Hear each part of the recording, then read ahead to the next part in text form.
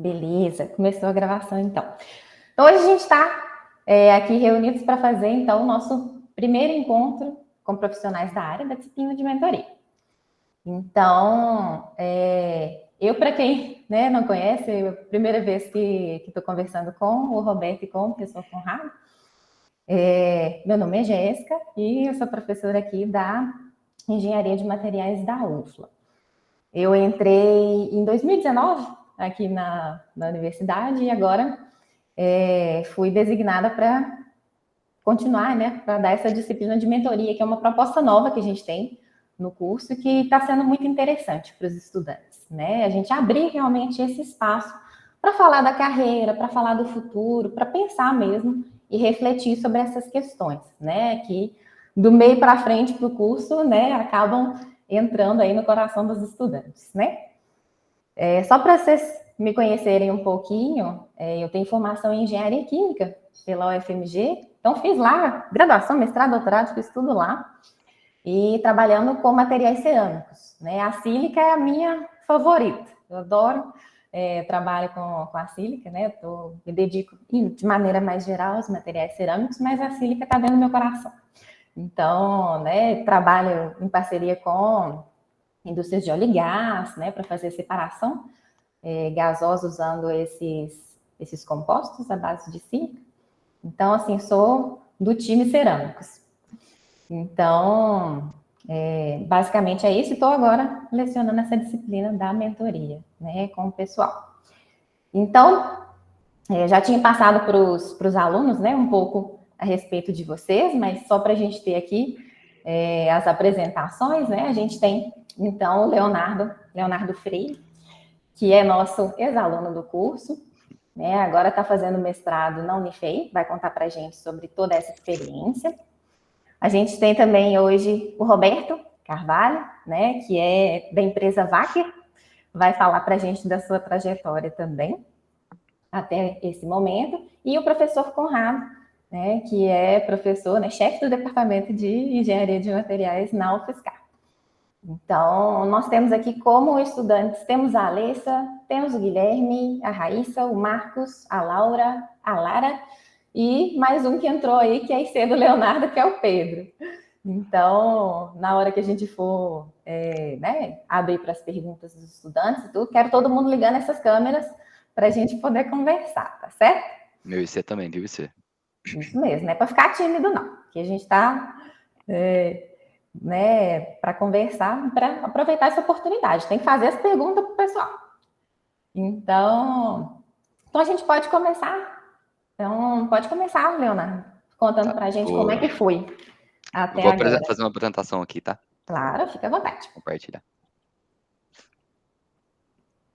Eu não sabia qual era o molde dessa disciplina, então eu preparei uma apresentaçãozinha. Eu tinha colocado, explicando um pouco sobre o meu mestrado e falando um pouco da teoria também do nosso projeto, mas eu excluí porque devido ao tempo que a gente tinha, que era de 20 minutos no máximo. E pelo objetivo da disciplina, eu optei por fazer uma apresentação mais dando dicas para os alunos que ainda estão na graduação para como melhorar seu currículo, formar e ter mais sucesso depois que se formar, E eu coloquei alguns erros meus, que eu gostaria de ter, que alguém tivesse me contado quando eu estava na graduação. Então, bom dia, meu nome é Leonardo, eu estou fazendo mestrado em Itajubá, em Ciência e Engenharia de Materiais. Eu formei na UFLA, em Engenharia de Materiais, igual vocês. E eu deixei aqui meu contato de WhatsApp e de Instagram também, que eu sei que é pessoal, mas como o objetivo da disciplina é ser mentoria, eu acho que nada mais justo, do mentor passar esses dados. E eu tentei levar essa apresentação de uma maneira mais simples e não muito técnica. Então, vocês vão ver que o meu linguajar não vai ser tão técnico. E é proposital. Então, eu estou fazendo mestrado aqui na Unifei. A Unifei é uma universidade com bastante foco em engenharia, que dá para ver até pela identidade visual da Unifei, que é essa engrenagem. O curso de Engenharia de Materiais aqui ele foi fundado em 2010, então ele é um pouco mais antigo do que o curso na UFLA, que foi em 2015, como a gente estava conversando. E aqui a gente tem a pós-graduação em Ciência e Engenharia de Materiais, que está atualmente com parceria com a Unifal. Então, essa parceria faz com que as nossas aulas sejam majoritariamente à distância, que a gente tem aulas juntos com os alunos da Unifal. Mas a parte de pesquisa, claro que é presencial, então eu tive que me mudar para Itajubá. A Unifei é bem bonitinha. Não é igual a UFLA não, gente, aqui entre nós, mas é bonitinha também. Esse é o nosso laboratório de cerâmicos. Eu trabalhei com polímeros, basicamente, na UFLA, mas quando eu vim para cá, eu comecei a trabalhar com cerâmicos. O nosso grupo de estudo, ele chama GDMAF, que é o Grupo de Desenvolvimento em Materiais Funcionais. Ele tem foco em desenvolvimento de cerâmicas termoelétricas e dielétricas. Dentre essas cerâmicas, a gente trabalha aqui com o CMO, que é a manganeta de cálcio, o CCO e o CCTO. A manganeta de cálcio e o CCO, eles são termoelétricos e o CCTO, ele é um dielétrico. Esse é o nosso laboratório. Aqui os alunos têm aula de lab, igual a gente tem dos laboratórios daí. Aqui ficam as prensas, o ultrassom e a prensa automática. Aqui embaixo é o nosso escritório, onde a gente vai receber os alunos e a gente fica para estudar e escrever nossa dissertação e tirar dúvidas de alunos, os ICs trabalham todos aí. E aqui é a parte mais importante, né, que são os equipamentos, que são os queridinhos dos professores, então, nem sei se eu deveria estar mostrando essa foto, mas a gente tem um MEV de bancada, a gente tem um equipamento para medir a condutividade térmica, um equipamento para medir Seebeck, que é um parâmetro importante para termoelétrico, e um equipamento de espectroscopia por impedância. Do lado direito ficam os nossos fornos, a gente tem um forno tubular de 1800, um forno para a gente fazer calcinação, que vai até 1400, se eu não me engano, e os fornos de micro-ondas, que a gente faz sinterização por micro-ondas. Então, passei rapidinho por essa parte, só para ter uma noção do que eu estou fazendo e onde que eu estou fazendo o mestrado. E agora eu vou passar para a parte de dicas e o que eu fiz na minha graduação e o que eu acho que vocês deveriam fazer na graduação de vocês. Então, logo no início da graduação, eu comecei com uma atividade vivencial na produção de polialenina. Como eu disse, eu sempre trabalhei com polímeros na minha graduação. Essa atividade vivencial era uma aluna da engenharia de alimentos que estava fazendo uma língua eletrônica, que era para analisar compostos de alimentos, e ela precisava de fazer essa síntese da polialenina. Então, eu acompanhei ela já no segundo ou terceiro período, se eu não me engano, a fazer essa síntese. Eu não consegui concluir essa atividade vivencial, porque no processo dessa atividade vivencial, eu tive uma oportunidade de pegar uma bolsa no projeto de extensão da FAPEMIG, que chamava Engenheiros da Manhã. Essa bolsa, esse projeto, ele consistia, de início, a gente ir em escolas e divulgar a engenharia de materiais aqui em Lavras para os alunos, mas já para o fim do projeto, lá para os 7, 8 meses, a gente viu que não era tão eficiente e eu tive a ideia de a gente fazer algo que eu achei que seria mais produtivo, que seria fazer vídeos para o YouTube, para ele ter uma divulgação maior. Então a gente começou a fazer esses vídeos para o YouTube, não deu tanto tempo, porque a gente já estava terminando o projeto, então a gente fez cerca de 5 ou 6 vídeos, mas vocês conseguem ver, se vocês procurarem o que é engenharia de materiais no YouTube, vai aparecer, ele deve estar com cerca de 18 mil visualizações, algo desse tipo. Deu bastante visualização, então a gente ficou bem satisfeito com o resultado, e eu acho que foi mais produtivo do que a gente ir de escola em escola e falar com 20 alunos por vez, né? Eu entrei também no GIP e no GIC. O GIP é o Grupo Interdisciplinar de Polímeros. Eu entrei bem no início do GIP, então eu meio que fundei o GIP junto com eles. O ingresso no GIC foi um pouco depois, mas eu também entrei bem no início e eu fiquei cerca de 3 anos em cada um deles. Depois eu entrei com um projeto de iniciação científica na produção de nanofibras e blendas de AT e PVP. E com essa iniciação científica, que durou cerca de 1 ano, a gente trabalhou por mais 1 ano e produziu e publicou um artigo que a gente conseguiu que fosse publicado numa revista A1. Isso é muito importante e eu vou explicar por que depois. Aí, beleza, eu já tinha terminado todas as minhas disciplinas, já tinha terminado basicamente o meu TCC, porque eu já tinha publicado esse artigo, e aí faltava só o estágio. Na época que faltava o estágio, bateu a pandemia e eu tive que ficar em casa. As empresas não chamavam estagiário, tinha vários estagiários querendo ser contratados, porque todo mundo estava formando e não estava conseguindo ter vazão para essas empresas.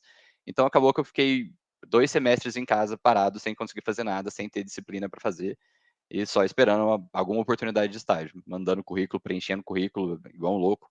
E foram muitos currículos que eu preenchi, porque cada plataforma tem um currículo diferente para ser preenchido. Quando a gente forma em engenharia de materiais, a gente normalmente tem o foco em 2 áreas. Ou a gente vai para a área de pesquisa acadêmica, ou a gente vai para a área industrial. Claro que tem outras opções fora isso, mas normalmente isso é o que vem na nossa cabeça, é o que a gente pensa durante a nossa graduação. Para a área de pesquisa, o que é recomendado para você fortalecer seu currículo é você participar, fazer monitorias, publicações de artigo, publicação de capítulos de livros, publicações em congressos, palestras em congressos, organização de eventos, ministrar cursos e atividade de extensão. Eu não tirei isso da minha cabeça, isso foram os tópicos do edital para conseguir bolsa no mestrado aqui na Unifei. Então, todos esses tópicos, eles te davam uma nota a mais no seu currículo, que vai te ajudar a você passar a nota do seu concorrente e você conseguir a bolsa. Para a área industrial, não é tanto o meu know-how, porque eu não fui para a área industrial, mas eu tenho muitos contatos que foram para a área industrial e a gente já conversou bastante sobre isso, então eu vou dar a dica baseado mais no que me falaram e que me deram de feedback de que eu fiz errado para não ser aceito tão fácil na área industrial. Então, para a área industrial é importante que você participe de empresa júnior, isso é muito importante, por mais que você ache que, tipo, a empresa júnior não vai agregar tanto no meu currículo, não vai me dar tanto conhecimento, dependendo dos contatos que você tem de empresa júnior, você pode achar isso, mas é bom você ter no currículo, o RH, ele valoriza bastante a empresa júnior, por mais que você não valorize. É importante também você fazer curso de soft skills, então, aqueles cursos de liderança, curso de trabalho em equipe, esse tipo de curso que, novamente, você pode achar que não vai ser útil para você esse conhecimento, mas para o RH é importante você ter no seu currículo.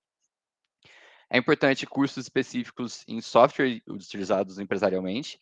Então, o pacote Office, basicamente, o Excel é importantíssimo que você tenha no seu currículo, e não adianta mentir no seu currículo, que se for uma empresa conceituada, ela vai ver se você sabe ou não esse Excel, e é muito bom você fazer um curso disso, muito importante. É importante também aplicativo de produtividade, tipo o Google Agenda, e Power BI. Power BI é meio que um aplicativo de complemento para o Excel. Então, para quem não conhece Power BI, procure conhecer, que ele é um diferencial muito legal. E também conhecimento de programação. Atualmente, as empresas gostam muito de engenheiros com conhecimento de programação, porque você consegue otimizar o seu processo, você consegue automatizar várias coisas dentro da empresa. Então, é recomendado que você saiba pelo menos alguma linguagem. O Python, C++, JavaScript. Se você não gosta dessa área, tranquilo, faça os outros cursos que eu falei de soft skills e dos pacotes Office, que vai dar bom também. Mas é importante que, se você gosta de programação, aproveita, porque essa área é muito recheada e vai dar muitas oportunidades. Então, aqui entrando no porquê que é importante você ter um currículo para a área acadêmica. Isso aqui foram os resultados da minha prova de bolsa para o mestrado. Essa prova ela foi aplicada à mesma prova para o doutorado e para o mestrado. E aí, focando aqui no mestrado, a gente vê que o primeiro candidato ficou com 6,3 na prova escrita, que a prova escrita tinha peso 0,7, enquanto o currículo tinha peso 0,3. E o segundo candidato ficou com 6,5 na prova escrita. Então, teoricamente, o segundo candidato teria ganhado a bolsa. Só que quando você considera o currículo valendo 30% da nota, o primeiro candidato tendo total no currículo e o segundo candidato com 0,5, a nota final é muito discrepante. Então, mesmo se você olhar para o doutorado, a nota de currículo das pessoas que prestam essa prova para a bolsa normalmente não é tão grande. Então, só uma pessoa fechou esse currículo no doutorado. E não é difícil de fechar esse currículo. Esse candidato primeiro aqui que ficou com 3 em currículo sou eu. O meu currículo não é tão legal, mas como eu tinha esse artigo publicado, só o artigo publicado já me dava a nota máxima no currículo. Então, se você olhar o doutorado, você vai ver que 3 dos 4 que fizeram a prova de bolsa para o doutorado não tinham nenhum artigo publicado no currículo. Então, eles não conseguiram a nota máxima, que não era difícil de ser alcançado. Então, foca no seu currículo, por mais que você demore um semestre a mais que seja na graduação, mas foca no currículo para você sair de lá tendo certeza que você vai conseguir uma coisa legal. A pós-graduação tem suas vantagens. O mestrado ele tem duração de 1 a 2 anos. A bolsa CAPES está em torno de R$ 1.500. A bolsa FAPEMIG está em torno de R$ 1.800. O doutorado, a duração é de 2 a 4 anos. A bolsa CAPES sendo R$ 2.200 e a FAPEMIG R$ 2.750. A FAPESP é um pouco maior do que a FAPEMIG, se eu não me engano, mas aí depois o professor fala para vocês quanto que é, porque eu não sei. Esse valor em vermelho que eu deixei é só para deixar claro o quanto a gente não é valorizado, porque faz 10 anos que o governo não sobe a nossa bolsa, né? E esse valor seria o que seria se tivesse subido só de acordo com a inflação. Então, o mínimo do mínimo seria subir a nossa bolsa de acordo com a inflação, e não fazem nem isso. Então, era para ser na CAPES para o mestrado 2.520 e para o doutorado 3.700, se subissem o mínimo possível, que é a inflação. A pós-graduação, por mais que as pessoas achem que é só para você se virar professor, para entrar na carreira acadêmica, ela não é só para isso. A grande maioria dos concursos públicos, eles visam ou valorizam e tem como pré-requisito a pós-graduação. Então, eu trouxe alguns exemplos só dos que eu pesquisei quando eu saí da graduação, que me brilharam o olho para eu tentar, que eram o Corpo de Engenheiro da Marinha, o Instituto Militar de Engenharia, Perícia Criminal da Polícia Civil e o Corpo Docente de Universidades. Os 3 primeiros, eles têm prova de título, então se você tiver uma pós-graduação, seja mestrado ou doutorado, você vai ganhar alguns pontos de currículo, e esses pontos de currículo eles vão te deixar na frente dos seus concorrentes. Então, se você realmente garante que você vai fechar essa prova do concurso, e vai tão bem assim, você não precisa da pós-graduação para passar neles, porque eles não são pré-requisitos, nos 3 primeiros. Mas o ideal é que você tenha uma pós-graduação para te deixar um pouco na frente, te deixar mais tranquilo para passar de maneira mais fácil. O corpo docente de universidades, até onde eu sei, normalmente tem como doutorado, tem como pré-requisito doutorado, então não é só uma opção. Qual que é a vantagem disso aqui? Bom, esses concursos, eles têm um salário legal e eles te dão estabilidade. Então, o concurso público, ele te dá a estabilidade de você não ser demitido tão fácil igual uma empresa. Então, se a gente for olhar o Instituto Militar de Engenharia e a perícia criminal da Polícia Civil, pelo que eu tinha visto dos últimos editais, estava em torno de 8 mil e alguma coisa os salários, enquanto o corpo da engenharia dos engenheiros da Marinha e o corpo docente das universidades, você entra com em torno de 11, 12 mil. Então, são salários legais, então se você quiser prestar concursos públicos, é bom você dar uma olhada nas pós-graduações. Então, o que eu faria na graduação com o que eu sei hoje? O que eu daria de dica para mim mesmo se eu ainda estivesse na graduação? Para quem quer área acadêmica, é uma coisa, para quem quer indústria é outra, para quem não tem plano nenhuma, é outra dica. Então, para quem quer área acadêmica, eu recomendo a monitoria, caso você seja bom em alguma disciplina, né? O que não era meu caso, eu nunca fui um aluno nota 10, eu sempre fui um aluno nota 6 ou 7, o que é ok, nunca reprovei em nenhuma disciplina, mas eu acho que não era o suficiente para dar monitoria numa disciplina também. Então, isso pode ser bom para avaliar se você gosta dessa área de ensino, então, se você vai querer ser professor futuramente, e isso conta para o currículo para pós-graduação. Então, o seu currículo vai ter uma nota maior na hora que você prestar a prova de bolsa para pós-graduação. E é uma renda extra mensal, se você conseguir a monitoria remunerada, né? Além disso, eu tentaria a iniciação científica. Aí, nessa iniciação científica, eu recomendo que se escolha um tema ou um professor e focar na pesquisa para fazer um artigo a partir dessa iniciação científica. A iniciação científica ela também pode ser usada como seu trabalho de TCC. Então, por que eu falo para escolher um tema ou um professor? É importante que você escolha um tema, porque se você for usar essa iniciação para o seu TCC, para fazer um artigo, você vai demorar. Então, se você ficar 2 anos numa iniciação ou num tema que você não goste, pode ser meio pesado e pode atrapalhar no seu psicológico. E o professor, a gente sabe muito bem que tem professores que são excelentes orientadores, tem professores que não são bons orientadores, que vão te desanimar na carreira científica. Então, se você conhece um professor que você sabe que é um bom orientador e que trabalha num tema parecido com algo que você tem interesse, foca nisso, fala com ele e tenta conseguir uma iniciação científica nisso. Porque, querendo ou não, essa iniciação científica ela não gasta seu tempo, ela economiza seu tempo, porque você vai fazer o TCC, vai fazer o artigo e eu vou ensinar uns macetinhos para usar melhor ainda. Então, para a indústria, por outro lado, é importante que você participe de empresas júniores, você ingresse em alguma empresa júnior. Isso é muito importante, que o RH da empresa realmente gosta disso. Você faça cursos de soft skills, como eu tinha falado. Esses cursos a gente tem gratuitos pela internet e também tem alguns pagos. A plataforma do Coursera, ela disponibiliza vários cursos desses gratuitos. Eu peguei vários que eles dão esporadicamente, nunca fiz nenhum, mas, né, meu currículo não é bom para a empresa por causa disso, porque eu nunca fiz. Mas faço. Os cursos de programação, caso você goste da área de programação, eu recomendo buscar em cursos de plataformas consolidadas, a Alura, por exemplo. Eu comecei a fazer um curso de programação pela Alura, eu gostei muito, eu vi que os professores são muito bons, a plataforma é bem estruturada, mas ela é paga, ela fica em torno de R$ 1.000, se eu não me engano, por ano, o que não é tão caro assim se você for ver um curso de um ano, mas, né, pesa no bolso. E caso você queira essa área, é recomendado você desenvolver projetos e criar um portfólio no GitHub. Isso eu tive feedback de muitos conhecidos meus, tem uma network muito grande de pessoas que são da área de programação. E todos eles me deram a mesma dica, que é para a gente fazer projetos e criar um portfólio no GitHub, porque isso é muito importante para quem está querendo contratar programadores, eles vão olhar isso. E se você não tem nenhum plano, você não sabe se você quer carreira acadêmica, você não sabe se você quer indústria, o ideal seria que você fizesse todas essas dicas anteriores, mas eu sei que o tempo é curto e a gente não consegue. Então, dá preferência para a iniciação científica, que vai ser útil na sua graduação. Para a empresa júnior, que não vai te consumir tanto tempo assim, e se você ficar 1, 2 anos na empresa júnior, é importante, vai ser bom para o seu currículo. E faz algum curso do seu interesse, seja de soft skills, seja de programação, não precisa ser pago, pode ser algum gratuito. Faz um curso de Excel, faz curso desse tipo de aplicativo que vai ser importante para o seu currículo.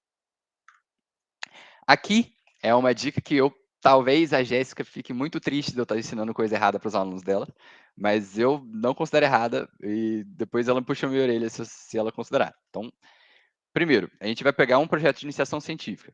No papel, esse projeto ele pode ser simples, desde que ele seja suficiente para ser aceito na iniciação científica e você consiga a bolsa, porque ninguém quer trabalhar de graça, né? Então, a gente tenta um PIBIC conseguindo uma bolsa. Mas, na prática, a gente vai aproveitar esse projeto de iniciação científica para fazer ele complexo, com bastante caracterização, bastante análise, tratamento estatístico, tudo que couber para enriquecer o trabalho. Esse trabalho ele pode ser dividido em dois, ele ser utilizado em TCC e ser utilizado em artigo. Eu não sei como está projetos hoje na disciplina, mas na minha época a gente conseguia fazer o projetos 3 e depois no projetos 4 a gente fazia a mesma área, só que um projeto mais complexo, e utilizar o projetos 4 no TCC e o TCC a gente consegue transformar em artigo. A partir do projetos 3 e 4, eu não sei como está funcionando hoje na grade da UFLA, mas o TCC e artigo eu garanto que você consegue usar a sua iniciação científica para fazer os dois.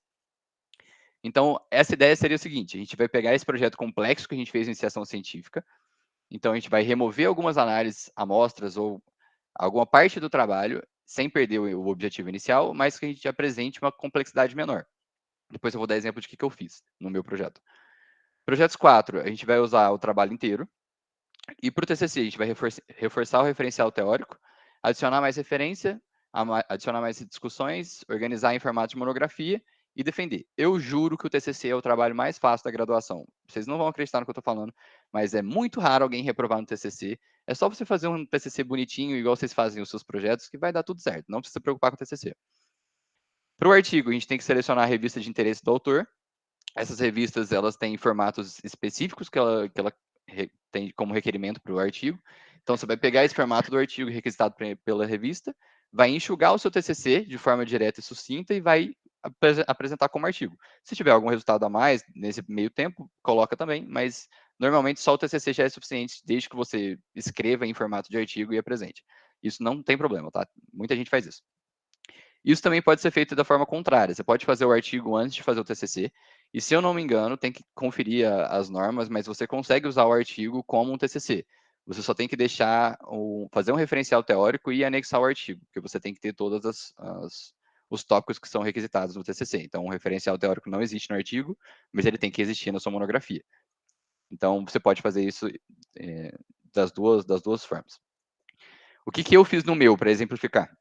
A gente fez um projeto de produção de nanofibra de PBAT com PVP, que era uma blenda.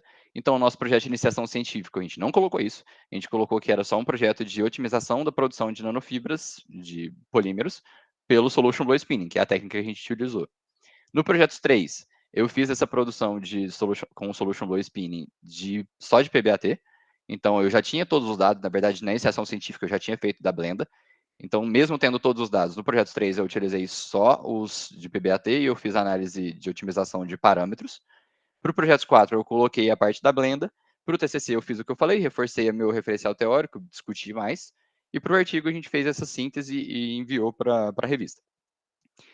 Então, eu sei que pode soar errado isso aqui, mas não é errado. Isso aqui a gente faz na área profissional, na área de pesquisa. Vamos supor que a gente faça um projeto de produção de um cerâmico e a gente tem no final a gente tem o resultado de um material que a gente vai ter que medir as propriedades e a gente vai falar o que do nosso processo que resultou naquelas propriedades.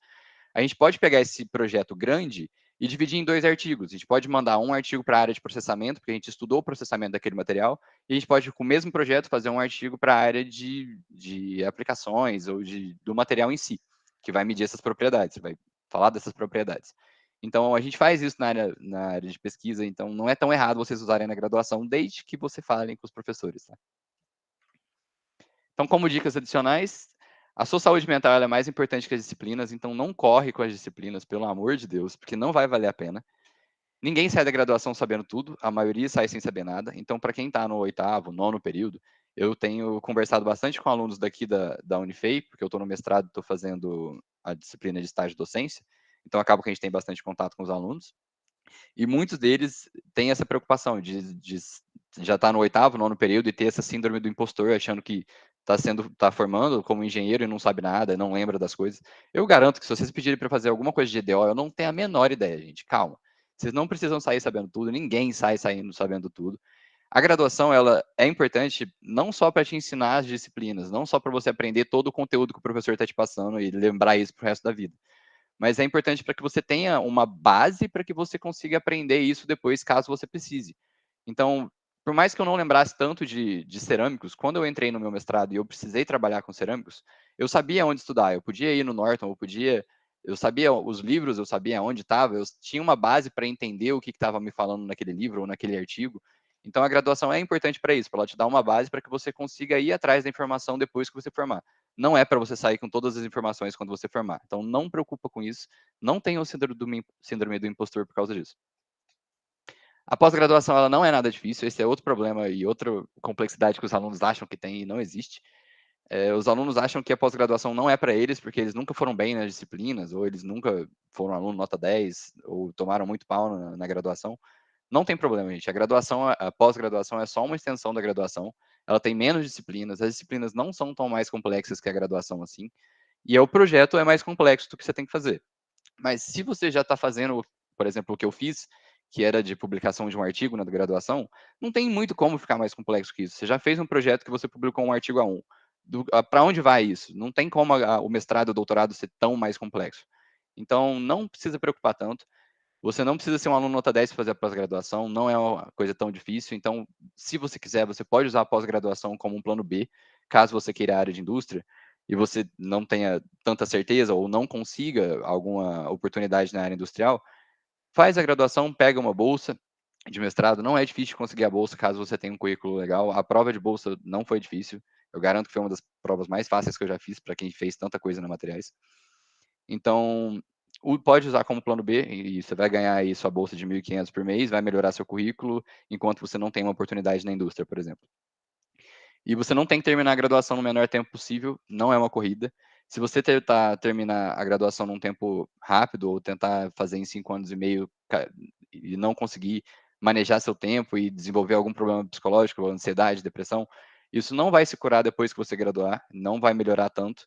Então você vai arrastar um problema que você não precisava só para economizar um semestre, 2 semestres da sua vida. Não vale a pena. Gasta o tempo que você precisar na graduação, desde que você não esteja se levando até seu limite, não esteja desenvolvendo nenhum problema psicológico. Isso é muito importante. Era basicamente isso que eu tinha para trazer. Eu não falei tanto do meu mestrado, não falei da minha parte teórica que a gente está trabalhando lá, porque eu não tinha tempo. Mas se alguém quiser saber, eu explico para vocês. Eu vou deixar meus contatos aqui, caso alguém tenha alguma dúvida também depois e queira me mandar, ou queira conversar sobre alguma coisa da graduação e pedir dica de alguma coisa, pode me mandar. Só isso. Muito bom, Leonardo. Muito, muito obrigada pelas contribuições. Tá vendo, gente? Ó, deu o caminho das pedras todos vocês aí, ó. Eu tentei. Muito específicas, inclusive, as instruções, né, Leonardo? Você ficou triste, Jéssica? Foi errado o que eu falei? Não, né? Em partes. Mas e aí, meninos, o que vocês querem perguntar pro Leonardo? Gostaram da apresentação? Gostaram das dicas? Abre a câmera aí pra gente conversar. De nada, gente, de nada. É só no chat não, gente. Abre a câmera aí.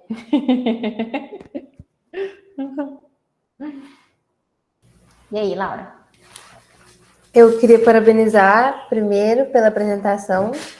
E eu não achei nada errado, até porque a gente já pensa dessa maneira. Pelo menos para a gente que entrou em 19, que agora está tendo uma modificação no curso. Então, a gente que entrou em 19.1, 19.2, a gente ainda consegue fazer essa estruturinha de projetos 3, 4 e TCC. Agora, tem um pessoal que entrou depois que não vai conseguir, porque o projeto vai ser direcionado. Então, tem que ser um projeto de metálicos, um de cerâmicos, outro de polímeros e um de compósitos. Mas a gente já pensa dessa forma. Então, a gente já ia meio que seguir esse caminho. Eu queria perguntar, mas é uma indicação mesmo de curso de Excel, se ele conhece algum curso de Excel que seja bom e barato, e curso do pacote Office também. Eu acho que no Coursera, igual eu falei da Soft Skills, eles também têm curso de Excel e curso desse tipo de plataforma. Na Alura, caso você já esteja pagando para fazer os cursos de programação, eles também têm curso de Excel e você sai com certificados todos bem estruturados, para você já colocar no seu currículo, já tem o link para o Lattes, tudo certinho. Mas de graça que eu saiba, tem no Coursera. Eu já peguei algumas vezes. Às vezes, esporadicamente, eles liberam esses cursos de graça e você tem que ir lá só entrar na sua conta, pegar o curso e fazer depois. Mas eu não sei se ele é constantemente de graça, entendeu? Eu mesma já fiz vários cursos desse Coursera também, assim que, né, durante a graduação, assim que eu terminei e comecei o mestrado, eu fazia vários, é muito bom. Muito Eu legal. peguei vários, eu não fiz nenhum, mas eu devia. Entendi, obrigada. Né? Uhum. E aí, gente, mais alguma pergunta? Aproveita, Leonardo, aproveita. Leonardo, obrigada pela sua apresentação. Eu queria saber como que foi para você, você disse que já queria seguir carreira acadêmica, né? Como que foi essa transição da graduação para o mestrado? Porque você quer seguir carreira acadêmica para ser professor ou porque você tem interesse na área da pesquisa? Olha, eu vou ser bem sincero, eu não queria seguir carreira acadêmica, não. Eu comecei querendo a área industrial, só que nesse período que eu fiquei sem conseguir estágio por muito tempo, eu vi que o meu currículo não tinha nada de área industrial e que eu não estava sendo muito desejado, né, nas indústrias, não. Então, meio que o mestrado, ele foi o meu plano B. Eu já tinha planejado que o mestrado e a carreira acadêmica fosse um plano B, mas eu não me arrependi, não. Eu gostei eu sempre gostei, assim, da área de pesquisa. Não era o que eu queria, porque eu acho que eu seria mais bem aproveitado pelas minhas características na área industrial, mas a área de mestrado, a área acadêmica não é tão ruim. Quando eu fui para o mestrado, eu achei que seria um choque maior, mas não, o mestrado, igual eu falei, ele é só uma extensão da graduação, então eu senti como se eu estivesse fazendo um semestre a mais de disciplina e um projeto diferente do que eu já tinha feito, mas como eu já tinha feito um projeto mais complexo na graduação, não foi um impacto tão grande no mestrado, eu não estou fazendo uma dissertação que é muito mais difícil, ou que é algo que eu nunca fiz na vida. Então, não foi muito impactante. E se você for ver, é melhor do que ficar parado, você receber uma bolsa de 1.500 e melhorar seu currículo, né? Convenhamos. Por mais que seja uma bolsa pequena que não está sendo regulada por muito tempo, ainda é algo interessante para a gente se manter vivo, né? E melhorar nosso currículo enquanto isso. Mas não é um choque tão grande. Se você for preparado, ele não é um choque tão grande para o mestrado. E é uma experiência legal, dependendo do laboratório que você for também, né? O laboratório que a gente está aqui, ele tem um ambiente muito legal, ele tem uma vibe boa.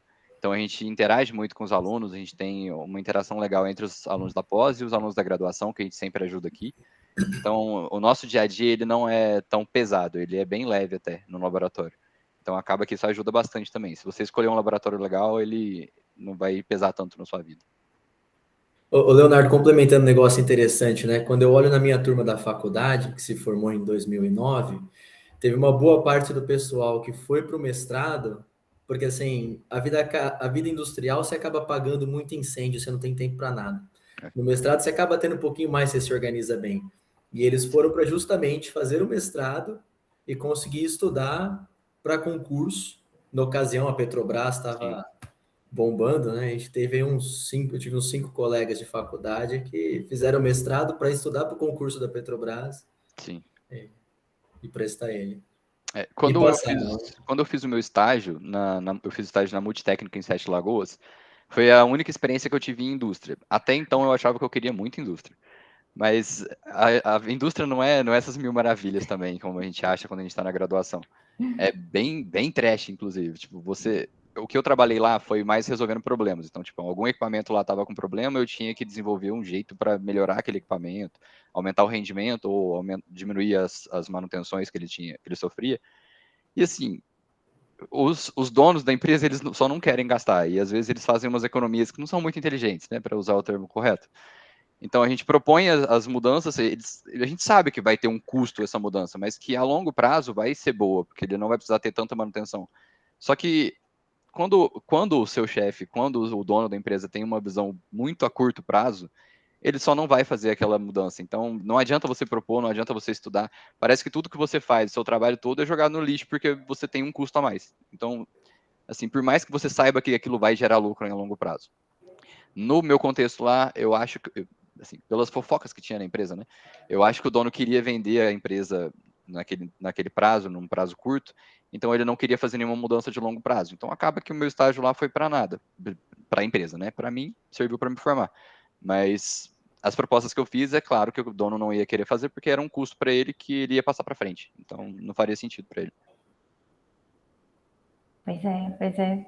Você estava comentando que entrou no mestrado como um plano B, né? Os meninos já conhecem um pouco mais a minha história. Eu também tive um caminho parecido, sabe?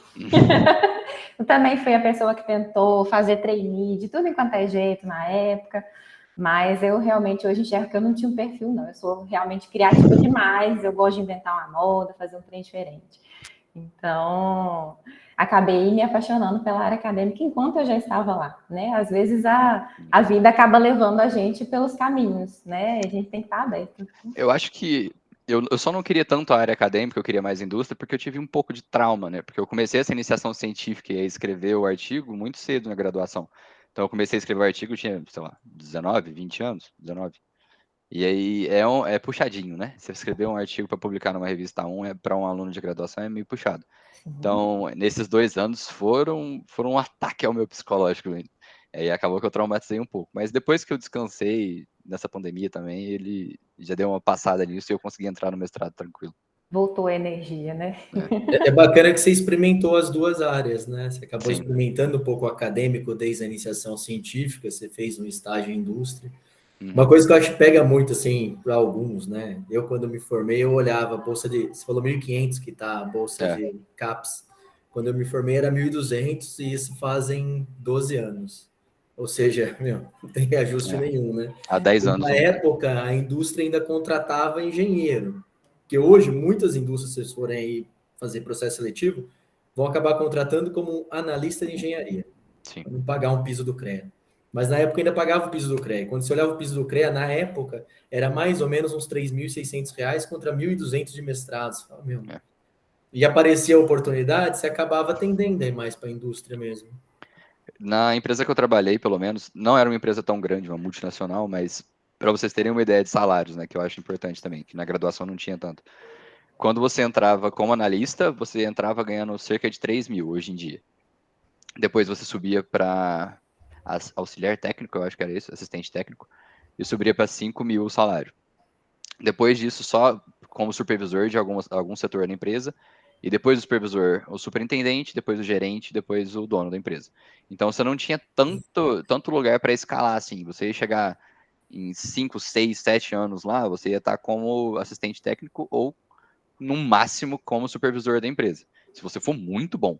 Mas, normalmente, você estaria, no máximo, como assistente técnico ganhando 5 mil em 6, 7 anos. Na empresa que eu trabalhei, né? Claro que tem empresas grandes que vai te pagar mais.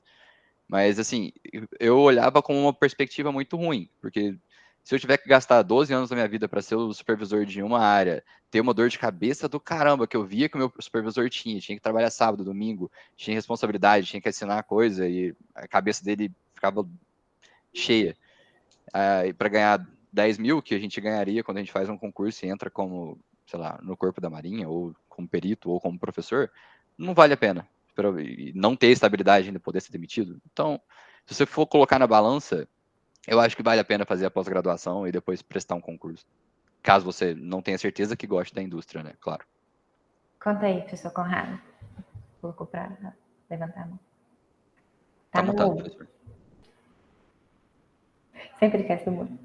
Gostando muito da discussão aí, da exposição do Leonardo, né? Tá de parabéns, que vamos dizer assim, um pouco choque de realidade, mas é bom que os alunos saibam realmente, né, o que se passa, né? Não é um mar de rosas, assim, esse caminho aí logo após a formatura, né? Eu acho que uma coisa, eu sempre falo aqui para os alunos, que cada vez mais o pessoal vai ter que se conscientizar que aquele sonho de um empregão numa empresa multinacional, isso daí está ficando cada vez mais restrito, não é? E a gente vê quantas empresas grandes aí que não saíram do país, né? Ford, acabaram fechando fábricas. E quando a gente vê as previsões aí que fala que nos próximos 10 anos a indústria 4.0, inteligência artificial, que muitas vezes as pessoas vangloriam, assim, como uma coisa maravilhosa, né? Até a gente chegar num nível de exterminador do futuro, eu nem quero ver como que vai ser né, caminhar para o futuro nesse sentido, mas falam que vai perder 300 milhões de emprego, né, no mundo todo, né, dividido entre todos os países. Então, se conscientizar que não é só se formar e sair e arrumar um ótimo emprego, que o Leonardo está falando, não é só ir trabalhando que a coisa vai subindo naturalmente, é uma competição e vai afunilando, né, para subir são muito poucos as possibilidades de subir na carreira. Então, começar a pensar em abrir o seu próprio negócio também, né? Uma startup, uma pequena empresa especializada em algum produto. É lógico que você vai ter que ter formação, você vai ter que lutar, nada disso vai vir de graça, mas se você trabalhar certinho, a gente vê, às vezes, empresa pequena, mas se especializa em algum produto aí, da área de materiais, é uma possibilidade muito boa, que os alunos vão ser os profissionais de amanhã, não é? Vão ser os empreendedores de amanhã. Então, acho que ficar de olho nessa possibilidade também. E muitas vezes o mestrado abre essa perspectiva de você estar estudando aquilo ali que você quer transformar num negócio amanhã ou depois, né? Vamos dizer assim, é uma espécie de um estágio, né? Para você mudar da carreira ali, não só de engenheiro e pesquisador, mas quem sabe também para um empreendedor, né? Então, acho que essa é uma boa possibilidade. Legal, obrigado. É verdade, é muito interessante mesmo essa perspectiva, né? De pensar também no empreendedorismo. Vamos aproveitar, então, que o tempo passa muito rápido quando a gente está em boa companhia, né? Mas, Roberto, conta pra gente como é que foi a sua experiência, como é que foi a sua trajetória, o que você tem de conselho para esses estudantes? Vamos lá. Achei legal a apresentação, Leonardo, me fez passar um filme pela cabeça aqui. Quando eu fiz o resumo aí para você, eu não mencionei a empresa Júnior, que eu fiz por 3 anos aí na Materiais. Bom, eu sou formado em Engenharia de Materiais na Federal de São Carlos, a turma 05, que é a turma do professor Leonardo Galo, aí da UFLA, né? Inclusive, quando eu saí para intercâmbio, eu saí com ele também, a gente morou fora junto, assim dizendo. Bom, por que eu cheguei em materiais, né? Minha primeira experiência, você tem ali 17 anos, você não sabe direito o que você presta, né? Na época eu prestei agronomia, química e engenharia mecânica. Aí eu fui fazer engenharia mecânica em Ilha Solteira, lá onde o Judas perdeu as botas, né? Divisa com o Mato Grosso do Sul. Depois de um tempo ali, conheci um professor que era engenheiro de materiais e uma das aulas era de ciências dos materiais. Acabei gostando muito, assim, me apaixonei pelo negócio. E eu acho que todo mundo que vai fazer materiais tem 70% da sua forma de pensar muito técnica e gosta daquilo. Eu acho que depois você pode sair da graduação, você pode fazer um trainee para trabalhar no Itaú, ser VP de alguma coisa do Itaú, mas você só vai falar com brilho nos olhos na hora que você falar de algo técnico. Só impregna. Na minha turma da faculdade mesmo, né? A gente tem um VP do Citibank, que é o 0800, Ricardo Martins. Mas que é um cara que gosta muito da parte técnica, mas acabou se dando muito bem com o banco, né? Extremamente bem, né? E aí, do conhecimento da engenharia de materiais, eu abandonei o curso de mecânica, né? Fui prestar novamente, fui para materiais, me formei em materiais, eu cheguei a fazer algumas atividades internas, eu gostava muito do laboratório. Cheguei a fazer monitoria com o professor Canevarolo, né? Monitoria de EPP, a materiais júnior também. Eu sempre achei que a pesquisa tem que ter um pezinho na indústria, porque senão fica uma coisa um tanto, não digo despropositada, mas a muito longo prazo, né? Algo que talvez eu morra e nem visualize, né? Aquilo acontecendo. E materiais júnior, né? A monitoria. E eu comecei a fazer iniciação científica com a EL na época, em cima do PHB, né? Do polidroxibutirato, que é um plástico que uma bactéria, né? Eucaligenes eutrófilos, ela produz a partir de ela se nutrir quando ela está sob fome excessiva de caldo de cana, né? Então ela armazena esse plástico dentro dela, né, como uma reserva e é um plástico biodegradável. Mas acabei ficando um pouquinho tempo ali, porque logo saiu a oportunidade de fazer um intercâmbio. Na ocasião era um programa do Brasil com a França, era ali 2008, e o Brasil tinha uma parceria forte com a França aí na parte acadêmica. E aí a gente foi para lá, fiz um pedaço da graduação lá e trabalhei no laboratório de eletroquímica durante o período que eu fiquei lá, que também foi bem legal. Ouvi falar em espectroscopia de impedância, é um dos testes que eu fazia. Ali eu dava mais apoio aos doutorandos, né? Na França não tem bem um mestrado, né? Você tem os 3 anos de graduação, aí você tem o Master 1 e o Master 2, você sai e vai para teses, que é o doutorado, né? Então você se doutora logo depois da graduação, assim dizendo. E achava muito legal. Tinha um propósito também a pesquisa, né? Eu dava suporte, mas ali era uma linha de pesquisa, uma parceria do CNRS, que é o Centro Nacional de Pesquisa Francês, com uma empresa japonesa, chamava Daiichi Kogyo Seiyako, para sintetizar, né? Para desenvolver um polímero policondensado que funcionaria como o eletrólito para o caminho do sal de lítio, né? Só que ele tinha uma TG bem baixa, então seria para um uso em termos de baterias no estado sólido, né? A maior parte das baterias, celular, tal, elas usam meio líquido para poder fazer o seu funcionamento. Foi um período bem bacana, acabei gostando muito. E aí veio a hora que eu me formei, né? Eu me formei e falei, pô, será que eu vou para a área acadêmica? Eu gosto, né? Acho legal. Mas me apareceu uma oportunidade na indústria, na ocasião era uma oportunidade como engenheiro de materiais mesmo, o que é raro, vocês vão se formar, vão procurar na indústria, como o Leonardo comentou, vai ter 50 mil vagas de analista para uma vaga de engenheiro, né? A maior parte das coisas estão assim hoje. Uma coisa que talvez eu me arrependo de não ter feito foi programa de trainee, porque eu percebo que quem fez programa de trainee, a empresa investe muito. Por que eu não fiz? Eu achava que na época, os programas de trainee, o Orkut estava na moda.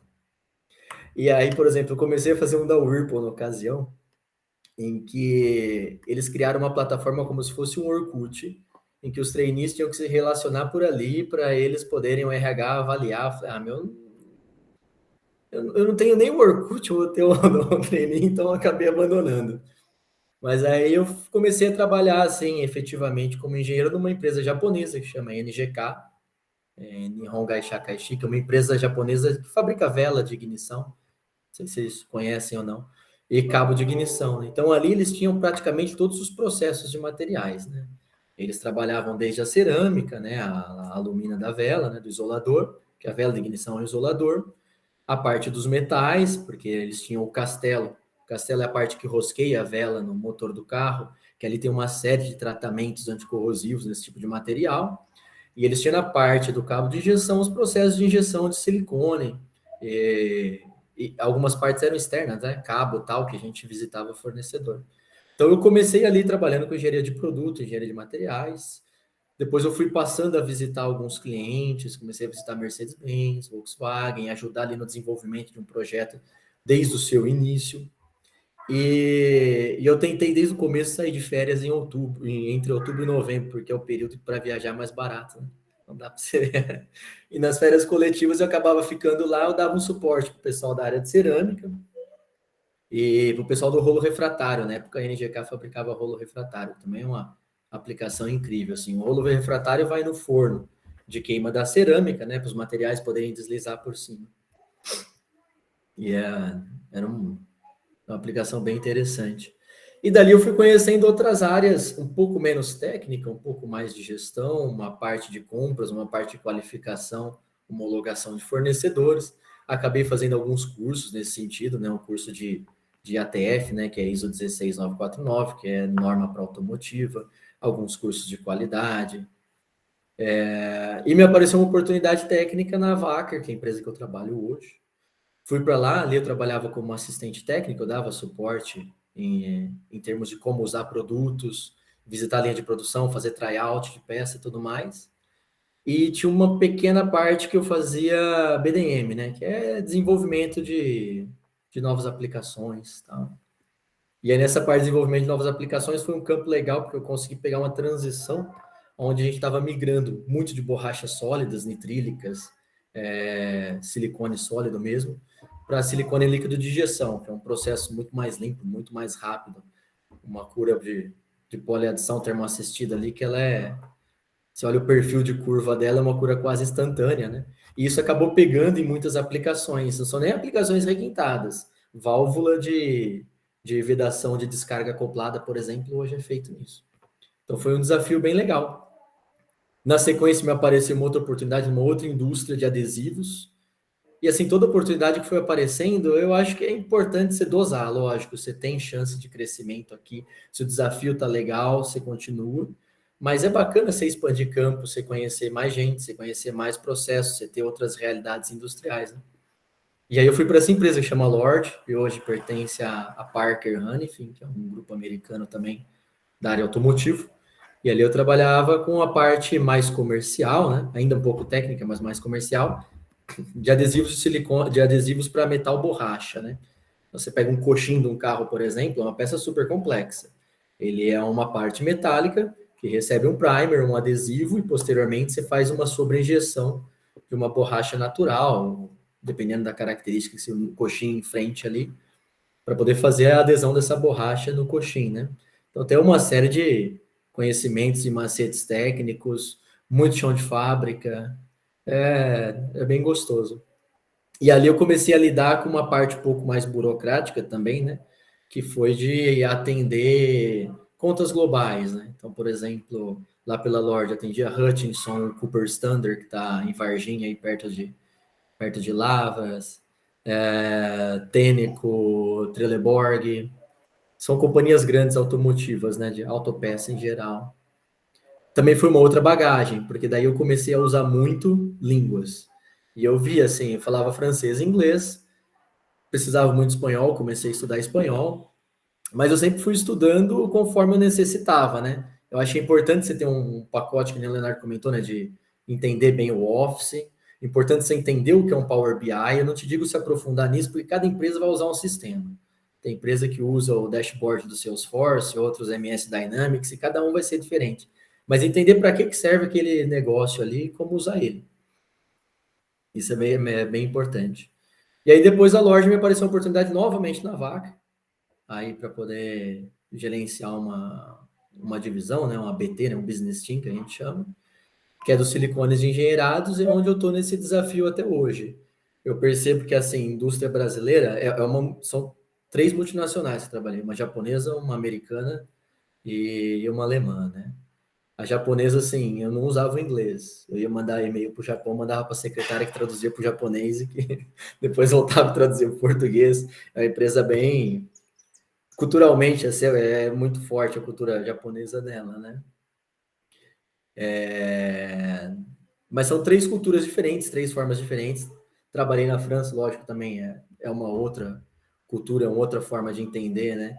O francês, ele demora muito para fazer algo porque ele quer fazer uma vez só, ele não quer ter retrabalho. Eu acho essa concepção legal.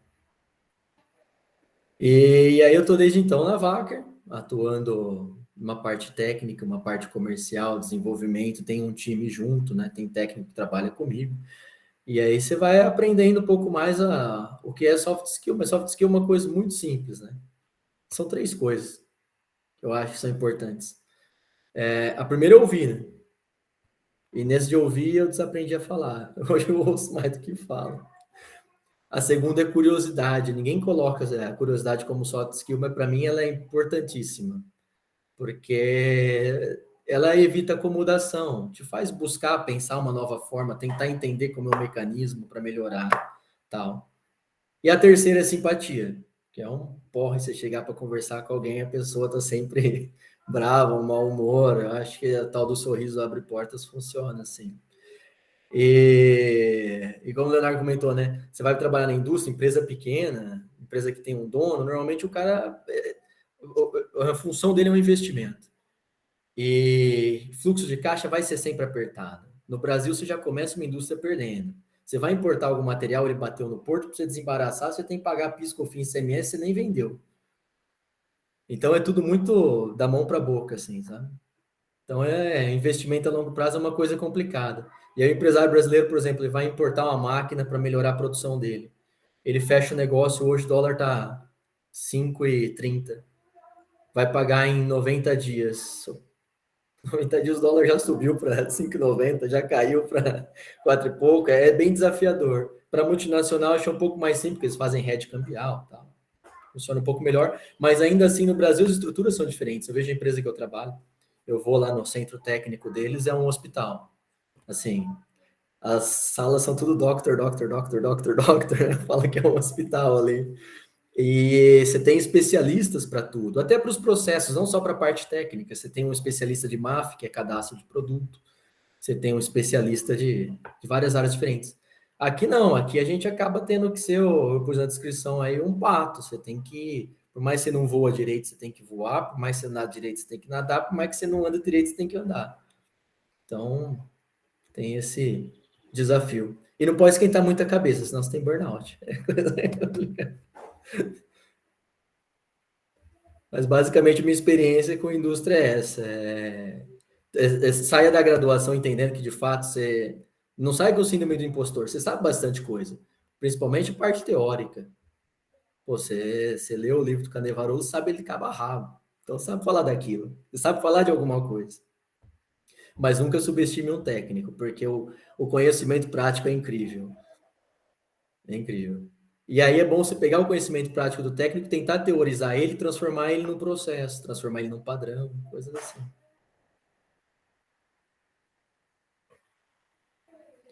Basicamente era essa a exposição um pouco aí do que eu passei. E por que eu não fui para a graduação? Porque apareceu, para pós-graduação, porque apareceu oportunidade em indústria, e como eu falei, é incrível como a pesquisa é desvalorizada no Brasil. Era R$1.200 em 2008, você está me falando R$1.500 agora.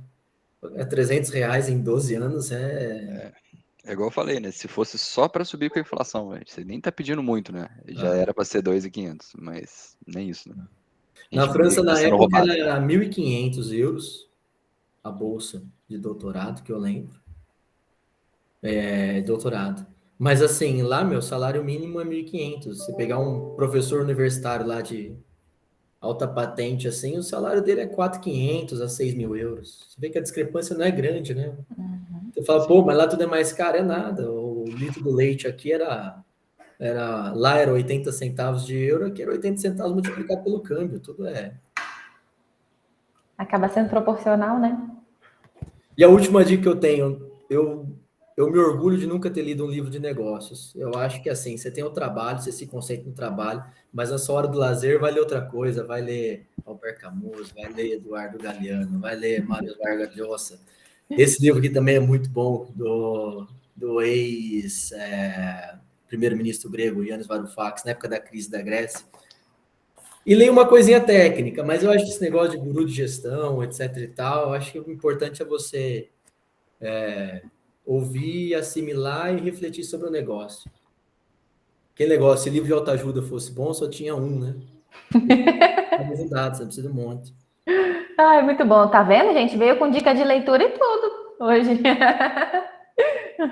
Você queria perguntar, Laura? Conta aí pra gente. Eu levantei sem querer, mas eu tenho perguntas. Sim. Então, pergunte. Aproveita. Muito obrigada, professor, pela apresentação. A minha área de interesse é a área de indústria. Eu fiz IC, trabalhei com pesquisa, já escrevi projeto, não gostei. Pode ser que eu mude de ideia depois, mas até o momento a minha área de interesse é na indústria, principalmente na área de qualidade e caracterização. Aí eu queria saber do senhor se você participou dessa parte de qualidade, se nas empresas que o senhor passou tinha esse setor forte, principalmente na parte de caracterização, porque a gente sabe que algumas empresas, é uma parte que a empresa gasta muito dinheiro, mas que é importante para ela, principalmente quando tem um DRX, um MEV dentro da empresa, e ela pode fazer esse tipo de pesquisa dentro. Aí eu queria saber se o senhor passou por isso. Ô, Laura, primeiro, obrigado pelo senhor, mas sim, você me deixou uns 20 anos mais velho. Eu passei um pouco. Na NGK, por exemplo, eles têm um MEV lá que é para análise de falhas, né? Então a gente acabava fazendo algumas caracterizações para entender o módulo de falha daquele isolador. Mas, em geral, são poucas, porque a maior parte dos desenvolvimentos de base, por exemplo, você desenvolveu um novo polímero, não um novo polímero, mas, por exemplo, você desenvolveu uma blend aí que vai ser comercializada, isso em multinacional vai ocorrer nas matrizes. Aqui você acaba sendo mais um laboratório de aplicação, né? Então, por exemplo, na Wacker, a gente tem duas divisões, a de silicones, que eu trabalho, né? Eu trabalho basicamente com silicone, um pouco de sílica pirogênica, né, no meu trabalho, e tem uma linha que é do VAE, que é o vinil acetato de etila, que é a principal aplicação ligante de argamassa. Então, eles desenvolvem muitas formulações, faz caracterização para cliente, né? Então, ali eles são laboratório, são laboratório que tenham uma acreditação para poder emitir relatório, e eles prestam esse serviço para cliente. Por exemplo, uma grande fabricante de argamassa, e ela tem uma nova formulação que ela precisa para uma determinada aplicação, eles preparam essa massa e fazem toda a caracterização ali. Mas já é um pouco mais aplicado para o mercado, não é uma coisa ainda tão científica, né? O que eu vejo muito maior parte do Brasil não é de empresa multinacional, né? De empresa que tem dono. Quando eles têm falha, eles recorrem muito a empresas, né?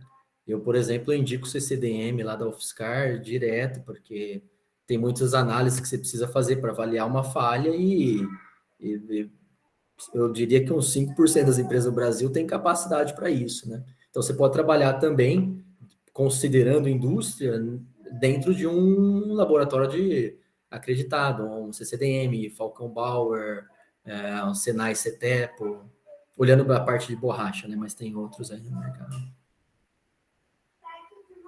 Entendi, obrigada. Não sei se eu respondi a pergunta, porque eu vou abrindo janela. Respondeu sim. Saindo para os lados. Excelente, gente. Tem mais alguma pergunta para o Roberto? Eu queria falar, não sei nem ao certo, assim, para qual minha pergunta é direcionada, porque, assim, bom ou ruim, eu determino as coisas que eu quero muito cedo. Então, no primeiro ano do ensino médio, eu já sabia que eu queria fazer engenharia de materiais na UFA. E agora, assim, apesar de eu ainda estar no 4º período, a partir de todas as palestras, eventos que eu participei até então, me interessa muito a área de prótese, órtese, essas coisas. E eu sei que existe um mestrado em neuroengenharia no Instituto Santos Dumont, no Rio Grande do Norte, e eu tenho interesse em fazer ele. Só que, ao mesmo tempo, eu sei que eu não quero ficar na área de pesquisa. Então, depois eu tenho interesse de ir para uma empresa, para uma indústria, mas eu não faço a mínima ideia de como encontrar qualquer coisa nesse sentido. Aí, assim, eu queria alguma dica, alguma coisa em relação a isso. Eu tenho um colega de faculdade, o Bruno, eu não lembro sobre o nome dele porque eu chamo de Batata, é o apelido, mas ele fez mestrado na UFSCar, em polímeros biocompatíveis. Dali ele foi para uma empresa em Rio Claro que faz próteses médicas, não recordo o nome dela.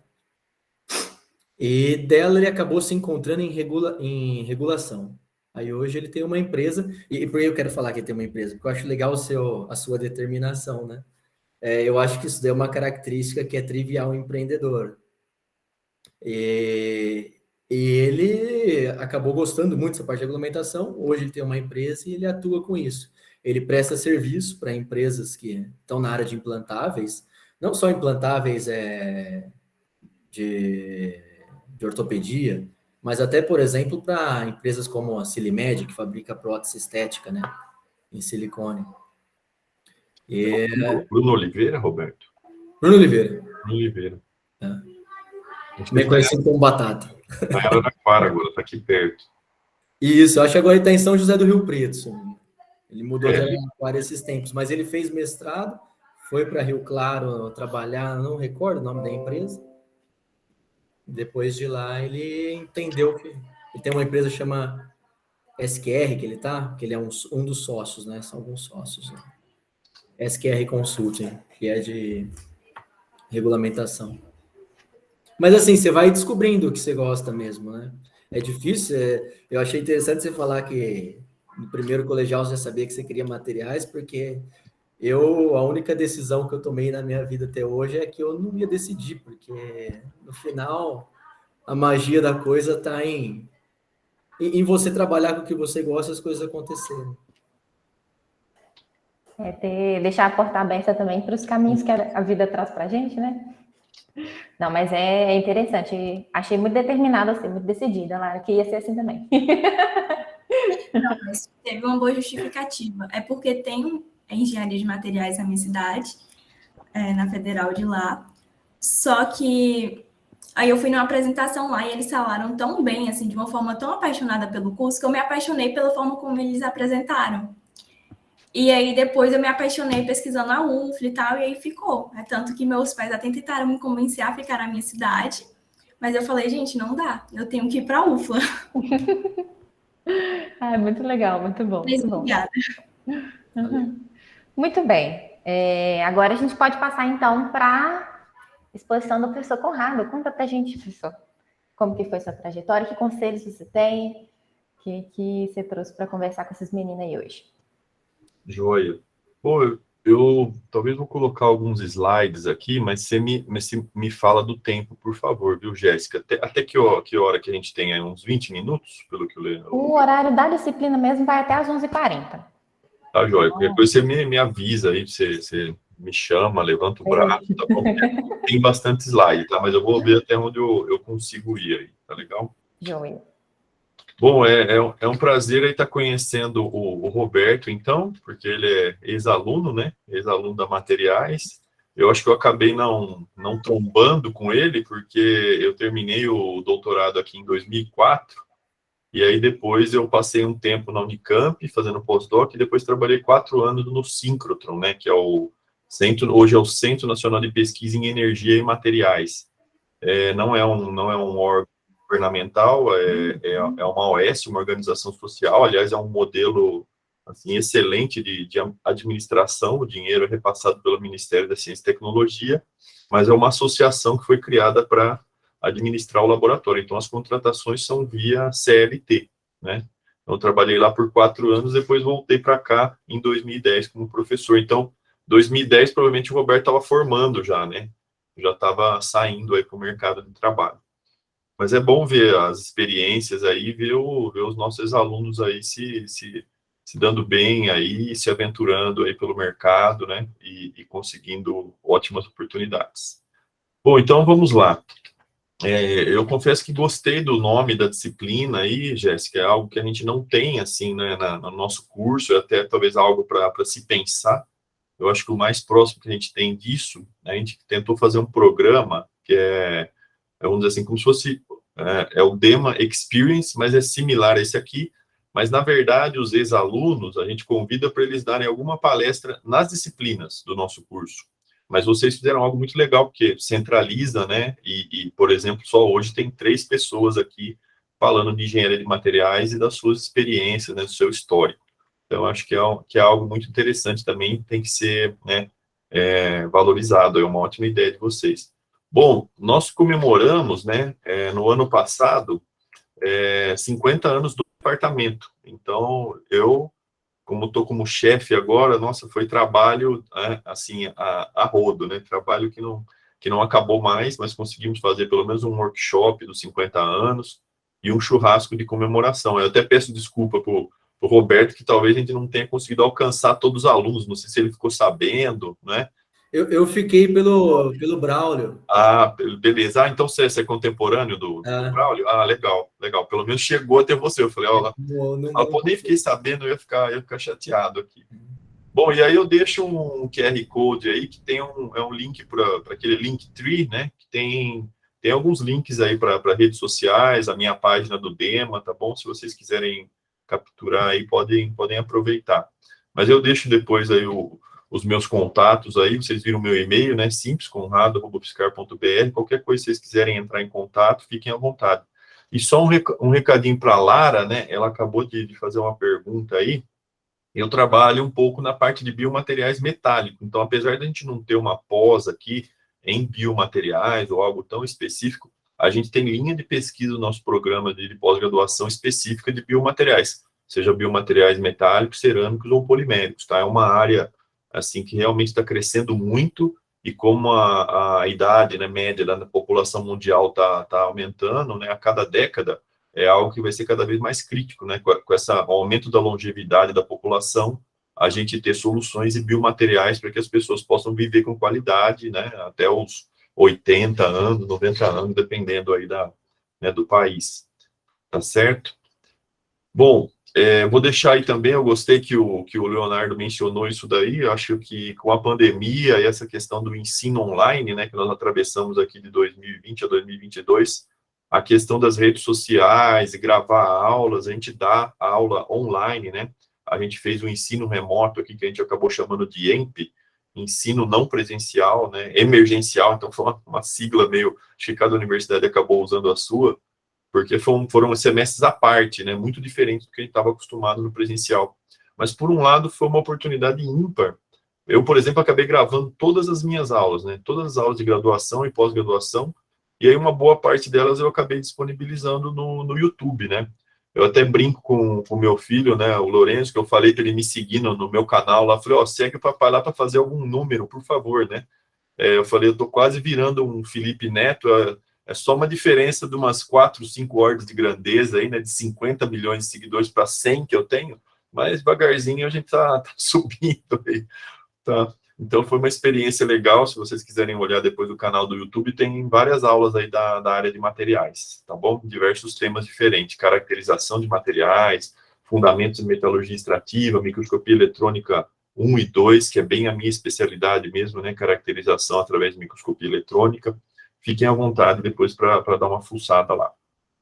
Só falando rapidinho do nosso curso, né, o professor Sérgio Mascarenhas, acho que foi um dos idealizadores, é um nome importantíssimo aí, que ajudou na fundação da UFSCar e do curso de Engenharia de Materiais aqui, né? E a UFSCar começou com 2 cursos, Engenharia de Materiais, que era o primeiro curso do Brasil e da América Latina, e um curso em Ciências também. Depois esse curso de Ciências acabou migrando para Biologia, né, para outro nome, mas aí o nosso curso começou em 70, então complementou 50 anos em 2020, e o departamento 50 anos, né, agora em 2022. Começou em 72 o nosso departamento. E o nosso programa de pós-graduação, o PPG 100, começou em 1980. Então é um programa que a gente se orgulha bastante também, né, de mestrado e doutorado, porque eu não me lembro agora exatamente, são 6 ou 7 avaliações seguidas da CAPES, né, que antes eram trienais, agora são de 4 em 4 anos, quadrienais, com a nota máxima, né, da CAPES, que é a nota 7. Então, confesso para vocês que nós, entrando agora como professores novos, né, de 45 professores aqui do departamento, nós já somos praticamente 2/3 de professores novos, né, e tem 15 professores, os mais experientes, como o Canevarolo, por exemplo, que o Roberto mencionou, mas dos 15, ao longo desse ano, 10 vão aposentar. Então, eu brinco com os colegas que nós já estamos ficando os novos velhos, né? O pessoal nessa faixa aqui de 45 a 50, nós vamos ser os mais velhos do departamento daqui a pouco. O professor Leonardo Canto, eu não sei se o Roberto conheceu, ele acabou de virar professor titular aqui, já chegou no topo da carreira, então o tempo voa, né? Tá passando tudo rápido. O Leonardo foi meu orientador de TCC. Ah, que legal, que legal. Vou tentar lembrar de mencionar o... Ele tinha acabado de retornar?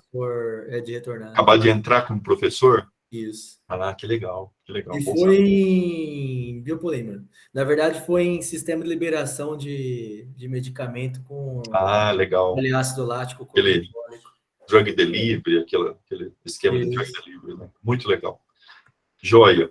Bom, então, falei aí da pós-graduação, né? Como vocês sabem, hoje em dia a gente representa aí o tetraedro, né, da engenharia de materiais, as diferentes áreas, né? Eu acho que a gente tem pesquisa mais nas áreas tradicionais, cerâmica, metais, polímeros e uma parte de compósitos. Eu acho que a parte de semicondutores a gente não adentra muito, mas a parte de nanomateriais, cada vez mais, né? Principalmente nos compósitos desses nanomateriais com polímeros, né? Está avançando cada vez mais, né? Eu ouvi falar até um professor novo agora, o Lucas Staffa, que ele está mexendo até polímero com adição de metais, né, através de organometálicos. Então, na verdade, você não tem partículas metálicas, você tem átomos realmente de metais distribuídos ali na estrutura, né, nas macromoléculas dos polímeros, com átomos metálicos distribuídos ali. É uma coisa de maluco, assim, eu nem entendo muito bem dessa parte, assim, mas é muito interessante. E eu vi no site de vocês aí da UFLA, né, essa é uma outra maneira da gente representar também o tetraedro, não só, né, estrutura, propriedade, processamento e aplicação, mas também a parte de caracterização ali no centro, como é a parte assim, da minha especialidade, então eu acho muito legal representar assim também. Bom, só para quem não conhece, né, tem um mapa do estado de São Paulo aí, São Carlos fica mais ou menos, né, na região central, como está indicado aí pelo círculo azul.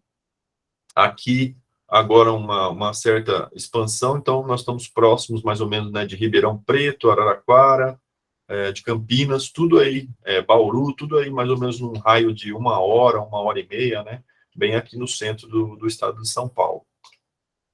São Carlos, não sei se vocês já ouviram falar, né, é a cidade do clima, o Roberto deve lembrar com carinho, né, aqui no verão você tem que estar com uma blusa, porque pode fazer 20 graus ou menos, ou no inverno pode fazer um calorzão danado, então são as 4 estações do ano no mesmo dia aqui, né? São Carlos tem essa característica peculiar. Mas um título que São Carlos tem é a capital da tecnologia do país, né? Eu acho que o fato de ter a USP e a UFSCar aqui, 2 universidades públicas grandes, das maiores do país, então uma cidade com 250 mil habitantes, ter praticamente 50 mil professores, estudantes, pós-graduandos, técnicos, né?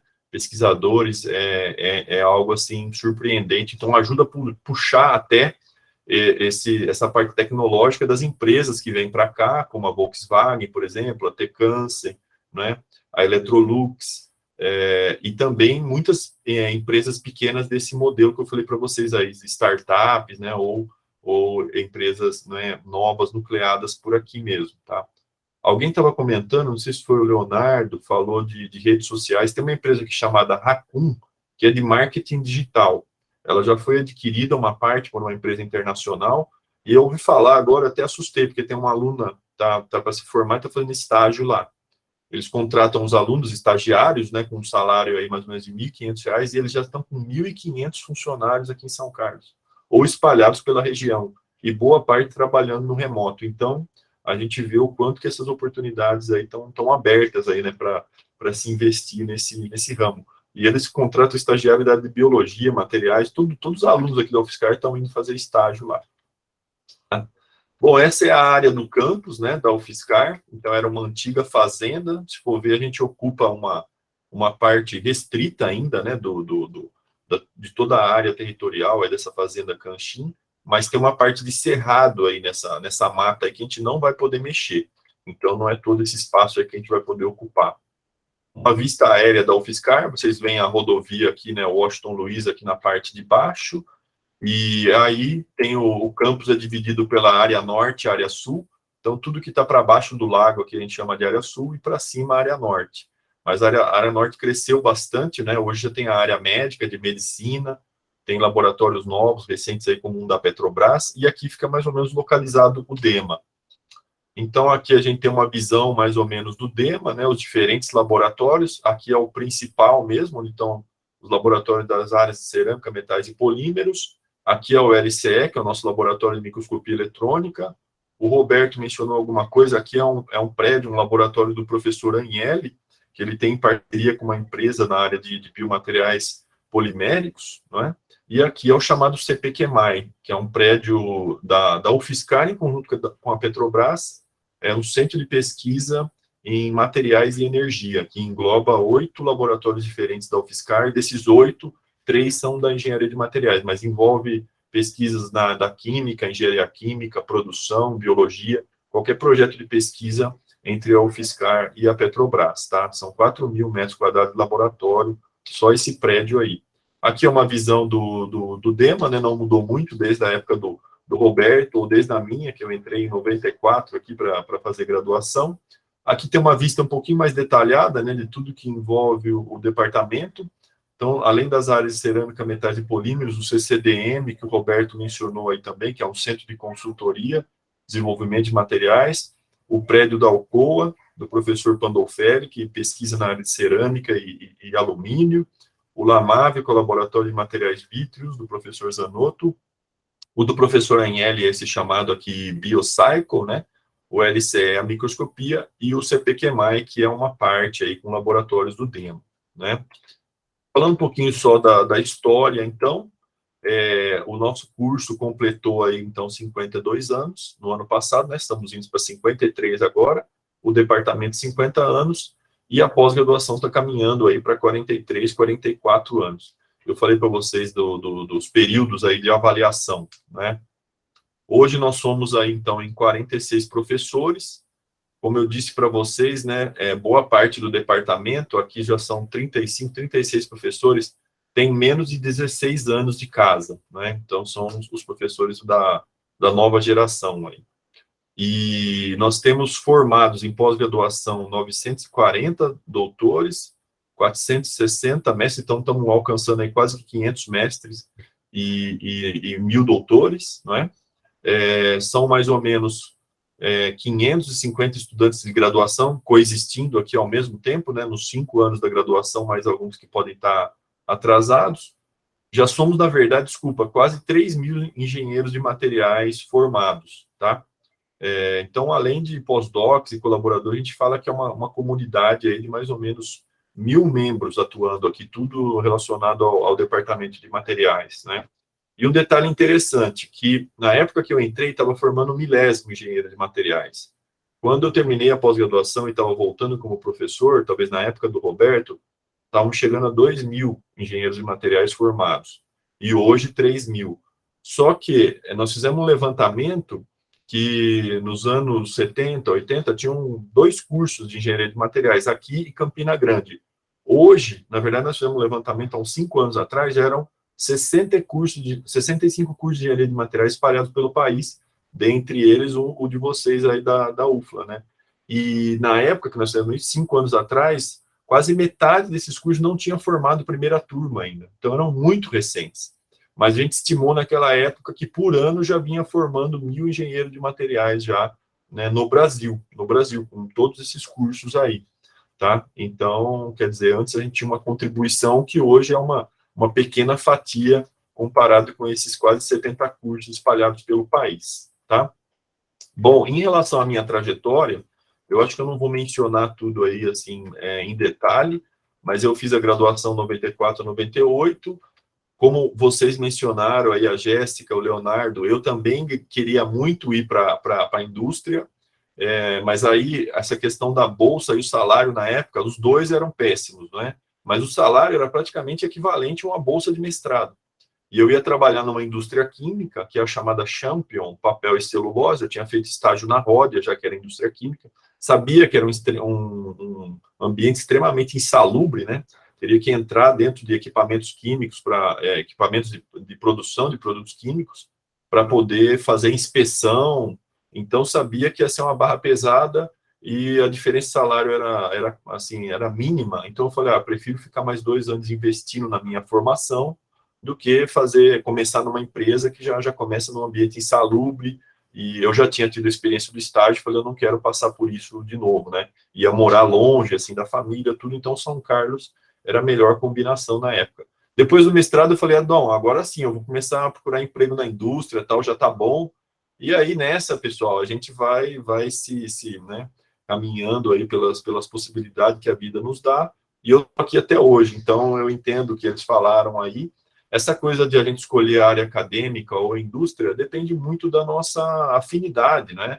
Do que você gosta, do que você se sente bem fazendo, né? São ritmos diferentes, às vezes são níveis salariais. Se pegar um engenheiro que subiu bastante na carreira, virou diretor, lógico que ele vai ganhar muito mais que um docente, um pesquisador, mas tudo depende das oportunidades, né? E aquilo que a gente vai encontrando ao longo do caminho aí.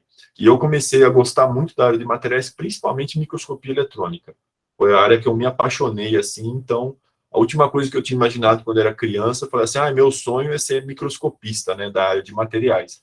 Mas é assim que as coisas vão caminhando e a gente tem que ir seguindo o caminho que estiver dando mais certo, né.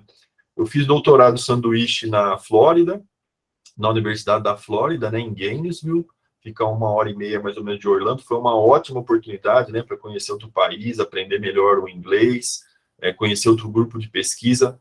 Uma das coisas que o pessoal sempre fala aqui do nosso departamento, foi ótimo ver que a gente não fica devendo nada em termos de infraestrutura de equipamento e laboratório para qualquer lugar, né? Seja uma universidade nos Estados Unidos, muitos de nós professores fazem contato com professores na Europa, né? China, Japão, e é muito bom a gente perceber isso, né? Uma universidade aqui no Brasil com uma infraestrutura de pesquisa que não fica devendo nada para lugar nenhum no mundo. Às vezes a gente pode pensar que isso era exagero, eu ouvia isso antes, mas só depois que eu comecei a frequentar outras universidades, conhecer que isso é verdade mesmo. É muito bom a gente perceber isso daí. Aí acabei enveredando, né, totalmente para a parte acadêmica mesmo. Acabei fazendo pós-doutorado na Unicamp por 1 ano e fiquei 4 anos trabalhando na microscopia eletrônica do CNPEM, né? Que tem o novo Sirius, né, um novo acelerador de partículas lá, que é uma infraestrutura de pesquisa que custou R$1 bilhão, é a maior infraestrutura de pesquisa do Brasil e da América Latina hoje, né, e é o síncrotron, um acelerador de partículas mais moderno do mundo hoje, até que termine de construir um próximo aí que vai ser da mesma geração, mas por enquanto a gente pode se orgulhar disso, né. Então, estou desde 2010 como professor, comecei como adjunto, né, e passei para associado já em 2019, e acabei saindo para fazer um pós-doc ou um período sabático, como o pessoal fala, né. Em 2016, passei um ano na Universidade Politécnica de Valência, na Espanha, então foi a oportunidade de conhecer uma cultura totalmente diferente, né, dos Estados Unidos, aprender um pouco o espanhol também. Aí que a gente se lembra que a América do Sul inteira fala espanhol e não só a gente, né? Então foi uma oportunidade boa também para aperfeiçoar o espanhol. Bom, eu trabalho bastante com uma área que hoje em dia está, vamos dizer assim, está muito quente relacionada à pesquisa, né? Que é a parte de manufatura aditiva. E a gente tem um equipamento aqui que é um atomizador, que a gente consegue produzir 5 quilos de pó metálico, desde uma liga ferrosa, ligas de alumínio, cobre, níquel. A gente só não consegue processar ligas de titânio e magnésio. E como vocês vão ver em breve, é uma pena, porque são as duas classes de materiais que eu mais trabalho, ligas de titânio e magnésio para implantes, né? Como biomateriais. Mas ter esse equipamento que custou cerca de uns $700 mil no projeto da FAPESP, né, temático, foi uma oportunidade incrível, né, da gente conseguir produzir esses próprios pós-metálicos. E a gente tem uma infraestrutura muito boa aqui na parte de metais, para produção de ligas. Então, a gente pode produzir ligas desde botões pequenos a partir de elementos puros, que são caríssimos, né? Elementos com 99,9% de pureza. A gente pode produzir botões de 20 gramas, né? 50 gramas, 200 gramas, e depois forno de indução, que começa a produzir as amostras da ordem de 1 quilo, e esse forno aí, para poder fazer a atomização, já é 5 quilos de material, né? Já é uma quantidade considerável, um pouco maior, tá? Só para vocês terem uma ideia, eu não sei se vocês têm um levantamento desse tipo aí na UFLA, né? Eu comentei já esses números aí, que hoje em dia são 1.000 engenheiros de materiais por ano, mas a gente teve uma evolução incrível aqui da participação das mulheres, né? Das meninas na engenharia. O nosso curso, nos anos 90, nós tínhamos 5%, né? Deixa eu ver se é isso mesmo. Não, 8% tinham 5 mulheres. Nos anos 70, tinha uma. Nos nossos 50 anos aqui, veio a primeira engenheira de materiais formada. Na primeira turma, ela era a única mulher. Vocês imaginam que elas passaram nesse mundo de Marlboro, que era antigamente, né? Mas que está melhorando. Hoje em dia, da turma de 80 alunos, nós temos cerca de 25 meninas, 30%. Então, é uma curva que vem crescendo, né? E a gente espera que isso daí fique cada vez melhor distribuído. Pode falar, Jéssica, eu acho que é do tempo, né? A gente já tá chegando no finalzinho. Tá legal. Eu acho que eu vou caminhar aqui mais só uns 4, 5 slides, tá bom? E aí eu já paro já, tá bom? Perfeito. Então, queria mencionar essa parte aí da participação das mulheres na engenharia, que é algo que está bastante presente aqui no nosso curso, né? A gente tem um projeto CAPES Fulbright de 8 anos de modernização do ensino de graduação. Então, ele começou em 2018, ia até 2026, houve uma prorrogação agora de 1 ano por causa da pandemia, né? E nós estamos trabalhando com essa questão que vocês mencionaram, eu gostei de ouvir, né, o Roberto e o Leonardo, competências, como incluir isso daí no nosso curso, né, de engenharia de materiais. Vamos inserir 2 trilhas de formação ao longo da graduação, uma em empreendedorismo, uma outra em materiais computacional. Eu falei que, às vezes, a inteligência artificial pode ter consequências aí meio desastrosas, mas a gente tem que aproveitar a parte boa disso daí, né? E a parte de simulação computacional e machine learning e inteligência artificial para materiais está sendo utilizado cada vez mais, então a gente vai tentar aproveitar o melhor dessas ferramentas aí. E os valores que o pessoal comentou aí, que as bolsas não sobem faz muito tempo, a gente espera que agora, com a mudança de governo, a gente tenha um olhar um pouco mais voltado, com carinho e atenção para a educação no país de uma maneira geral, né? Desde o professor do ensino fundamental, que é onde tudo começa, até chegar nas bolsas de pós-graduação e na pesquisa. Mas eu fiz um comparativo aí, né, eu passei por todos esses pontos aí, toda essa trajetória, tá? Desde a bolsa de iniciação científica do PIBIC, de R$400, aí tive bolsa de mestrado da CAPES, depois bolsa de doutorado da FAPESP, eu coloquei os valores atualizados aí, depois tive bolsa de pós-doc da FAPESP, coloquei mais ou menos, eu acho que já está um pouco defasado aí, mas o valor de um engenheiro júnior, né, começando no mercado, o valor do engenheiro que passa num concurso da Petrobras, e mais ou menos o valor nosso inicial aí na carreira como professor e em fim de carreira, né? Então, uma vez eu lembro que eu ouvi isso daí, que cada ano a mais que a gente estuda na nossa formação pode levar a 30% a mais, né, de salário, quando a gente for atuar no mercado, seja na academia ou na indústria. Então, acho que isso, eu lembro que pesou bastante, né, e acabou funcionando, sabe? Não me arrependo de ter passado esses anos de dureza da pós-graduação com a bolsa, né, de mestrado e doutorado, mas acho que tudo valeu a pena, tá bom? Então, só alguns números aí do que a gente faz no nosso dia a dia. A gente tem que escrever projeto científico, né, seja uma bolsa de iniciação, um projeto para FAPESP, CNPq, FINEP e assim por diante, né? Então, é um projeto mais ou menos de 20 páginas. Eu tenho hoje 4 alunos de C, 5 de mestrado, 2 de doutorado e 2 pós-docs. Então, a gente tem que ficar gerenciando todo esse pessoal aí e eles a trabalharem em grupo. A gente tem que fazer revisão, né, de projeto científico para essas mesmas agências que a gente pede grana, FAPESP, CNPq, CAPES, e às vezes até agências do exterior pedem ajuda da gente. E a gente faz revisão também de artigos científicos. Então, às vezes a nossa atuação, o pessoal acha que é só pesquisa, ensino e extensão, mas tem muita coisa por trás disso daí. Agora que eu estou na chefia, eu vejo que a parte de gestão é algo assim fundamental e todos nós temos que fazer algum pouco, né, ao longo da nossa carreira. A gente participa de banca de TCC, não é? Revisão de artigo, eu recebo pelo menos uns 2 ou 3 artigos para revisar todo mês, de revistas aí eu tenho cadastro em 20 revistas, né? A gente participa em banca de concurso para contratar novos colegas professores, então a gente faz bastante coisa, né? E publicações, eu tenho um pouco mais de 100 publicações hoje em dia, apresentações de trabalho em congresso, de publicações em anais de congresso, são alguns números aí, eu não vou me estender muito nessa parte. E só para divulgar e finalizando aí para vocês, a gente tem um projeto temático da FAPESP hoje em dia, com o professor Rubens Caran, da Unicamp. Nós adquirimos uma máquina de manufatura aditiva laser para ligas de titânio. Então, eu falei que a gente não consegue atomizar o titânio aqui, a gente tem que comprar os pós do exterior, e é caríssimo. É quase que 1.000 euros o quilo de um pó de titânio ou de uma liga de titânio. Então, se não tiver um projeto, né, de uma FAPEMIG, de uma FAPESP ou do CNPq, a gente não consegue evoluir com essas pesquisas, né? E o mundo já está nessa parte de manufatura aditiva há uns 3, 4 anos. Então, a gente fica patinando porque a gente está sempre correndo atrás do prejuízo. Mas é um projeto para trabalhar com implantes, né? Tanto implantes ortodônticos quanto ortopédicos. E eu tenho um projeto também de cooperação internacional com a República Tcheca, com a Charles University, né? Em Praga, que são ligas de magnésio bioabsorvíveis, né? Que são implantes pequenos. Por exemplo, um parafuso, uma placa que a gente coloca no paciente e é uma peça pequena que os elementos que vão ser liberados ali, o magnésio e outros, não são prejudiciais ao nosso organismo, né? Então, enquanto isso, o osso vai se regenerando e curando, vamos dizer assim, essa fratura ou esse problema em alguma parte do corpo. Tá bom?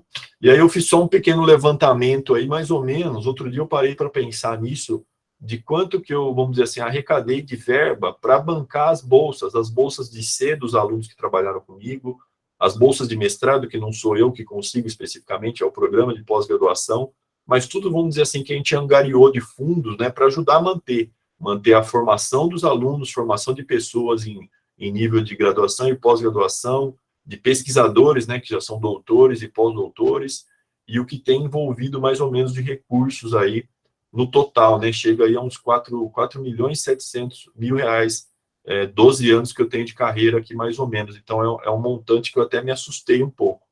E nós tivemos essa palestra de 50 anos, a FAPESP fez um levantamento que nos últimos 30 anos, o DEMA conseguiu cerca de 500 milhões de reais em projetos. Em 30 anos, né, dá algo, dividindo aí por esses 30 anos, vai dar um pouco mais de 10 milhões por ano. Mas é impressionante saber que a gente já arrecadou R$500 bilhão em projetos, né? Então, são números assustadores, desculpem ter me alongado aí um pouco mais, tá?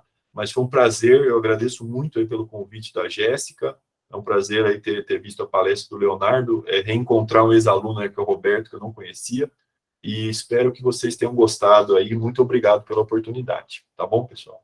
Valeu.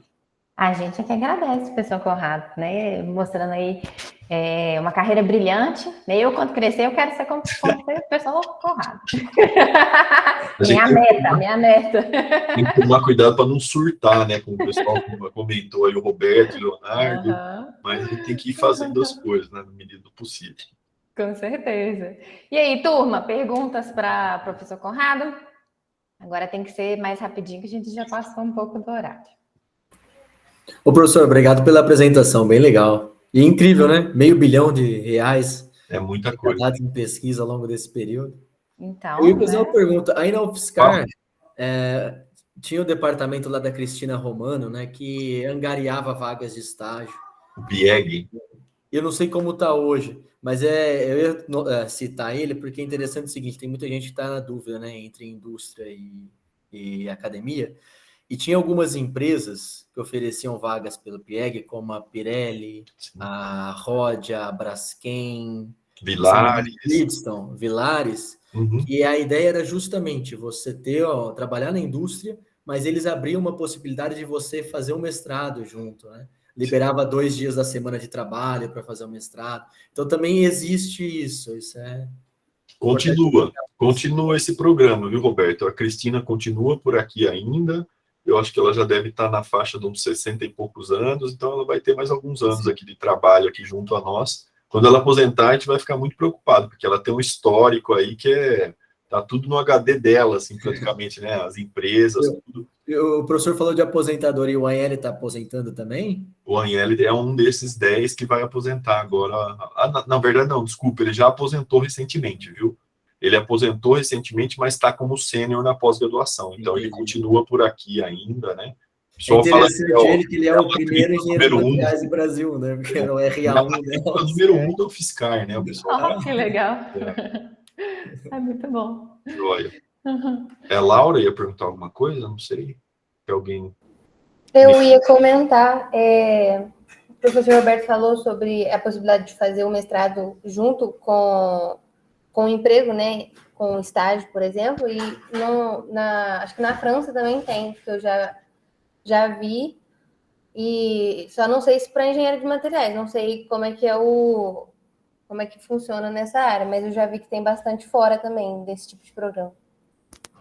E eu não sei se o Roberto participou, mas a gente tem essa oportunidade também de programa de duplo diploma, né, com o Grenoble, lá na França, é o projeto CAPES Brafitec, e agora a gente vai expandir também para o chamado Grupo Paristec, que é um grupo de universidade e escolas, né, de nível superior de Paris, na França. Então, o aluno pode ir lá e fazer só uma mobilidade de 6 meses com uma bolsa, né, da CAPES, ou se ele ficar, acho que um mínimo de 1 ano e meio, 2 anos, ele consegue até o duplo diploma. Então, é o que a gente vem lutando bastante para manter, e é uma oportunidade interessante, né, de fazer um estágio.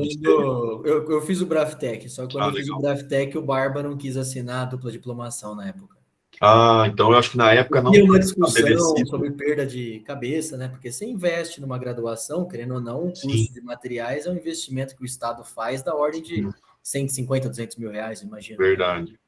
Para depois ficar fácil para... Aí o Barba não assinou na época. Eu não sei depois quem que assinou. Mas... depois deve ter evoluído um pouco as discussões, porque na verdade são 4 bolsas, né, que a gente oferece por ano, então apesar dos alunos... E é um duplo diploma, né? A gente não perde tudo, né? Acaba pegando o diploma daqui e de lá.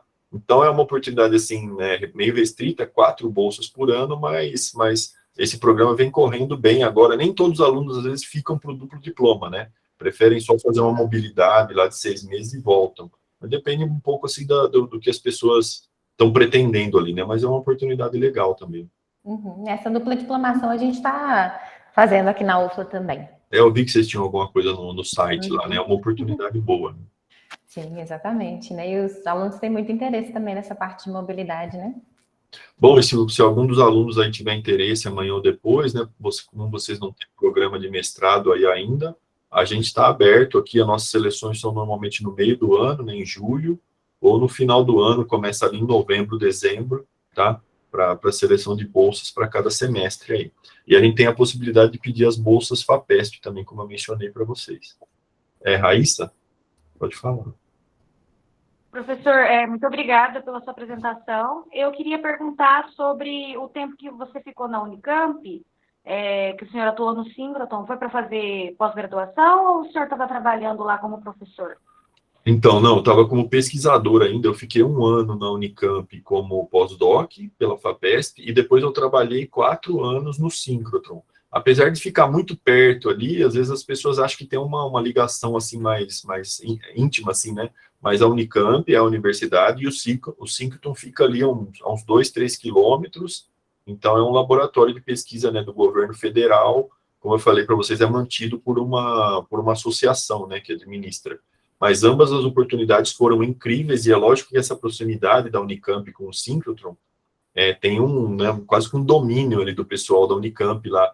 Mas, por exemplo, o diretor do LN Nano, que é o Laboratório Nacional de Nanotecnologia, hoje é o Edson Roberto Leite, que é um professor aqui da Química da UFSCar. Então, aos poucos, o Roberto deve ter lembrado dele aí. Então, aos poucos, e ele é engenheiro de materiais aqui, né? De 30 em termodinâmica, passava 5 com ele. É casca grossa. E ele está lá como diretor hoje, talvez um dos pesquisadores aí, talvez esteja entre os 50 melhores do país aí. E a gente tem, o legal do Synchrotron é o seguinte, que os pesquisadores do Brasil inteiro e da América do Sul podem usar lá, gratuitamente, não é? Às vezes, quando a pessoa vem de muito longe, do norte, nordeste ou da Argentina, eles bancam, às vezes, até a passagem de avião e tem como é que fala? Não uma moradia, é um lugar para receber os pesquisadores, como se fosse um pequeno hotel ali, para o pessoal se hospedar ali, inclusive, com um valor, assim, bem, bem módico, assim. Então, é um laboratório incrível, realmente, eu mantenho contato lá até hoje com a parte de microscopia lá, né? E daqui a pouco quero usar o Synchrotron, o novo acelerador de partículas, que é algo também sensacional, né? Só para vocês terem uma ideia, eles vão produzir dados tão rápidos lá no novo Synchrotron, que se você tiver 1 hora lá para fazer difração de raio-x, em questão de segundos você vai obter um padrão de difração de raio-x. Então, imagine você usando 1 hora, 4 horas, o dia inteiro. E eles têm, sei lá, quase 20 linhas, né, de radiação Synchrotron. Um dos problemas maiores deles era computador para poder programar todas essas análises e armazenar todos esses dados, porque vai gerar terabytes de dados ali todo dia. E tem que ter um novo sistema que acho que nem o mundo estava preparado para algo tão pesado assim. Eles tiveram que caçar empresas pelo mundo afora que conseguisse absorver tudo isso daí. Então é algo incrível mesmo, né? Vai gerar muito dado. Sensacional, não? Muito bacana, muito bacana. E aí, turma, mais alguma dúvida ou podemos encerrar? Professor, não é nenhuma dúvida, é mais uma questão mesmo. Igual aqui nessa turma de mentoria, muitos dos colegas aqui já estão até se formando no final do ano, então acho que foi bem importante, principalmente pelo que o Leonardo trouxe sobre a trajetória dele na UFLA, porque a gente veio da pandemia e agora, com esse período também bem corrido, a gente está bem exausto emocionalmente. Então, eu queria agradecer ao Leonardo, ao professor Conrado, ao Roberto, porque expandiu muito o que a gente está almejando no final desse curso. Então, é isso mesmo. Eu queria agradecer a vocês pela oportunidade de estar escutando aqui. Que isso. É um prazer. O prazer é nosso. Muito, muito, muito lindo, Marcos. Então, vamos aproveitar para agradecer de novo, né? E no embalo aí do Marcos, que já falou pelos alunos, e eu agradeço muito, professor Conrado, Leonardo e Roberto, pela disponibilidade de estar aqui, né, conversando. Vocês acabaram de ver aí em primeira mão que isso fez muita diferença, né, para os estudantes, e vai continuar fazendo, né, porque a gente está gravando aqui, então o pessoal das próximas turmas também vai poder ver aí as dicas de vocês e também a trajetória de vocês. Então, muitíssimo obrigada pela disponibilidade de estar aqui com a gente hoje. E foi um prazer, né, estar com vocês. Espero que tenha sido legal, tenha sido bacana, produtivo para vocês também. E na próxima semana, né, já deixar o recado para os alunos, daqui a 2 semanas a gente vai ter um outro encontro desse com outros 3 participantes também. Então, muito obrigada pela participação de vocês. E vamos almoçar, né? Tá na hora já de almoçar. Valeu, Jéssica. Obrigadão. Obrigado, professor. Eu falar que deu até uma vontade de voltar lá para a Federal. Vem fazer uma visita, Roberto. Vai ser um prazer ver você um dia aqui, tá? Nossa, aqui na outra também estamos de braço aberto. Valeu, obrigado. Então, muito obrigada, gente. Deixa eu finalizar aqui a gravação. Obrigado, gente. Até mais. Tchau, um abraço a todos. Até mais. Tchau, pessoal. Muito Obrigada. obrigado aí. Até mais. Tchau, gente. Obrigada. Bom dia. Tchau, até mais. Valeu, tchau, tchau.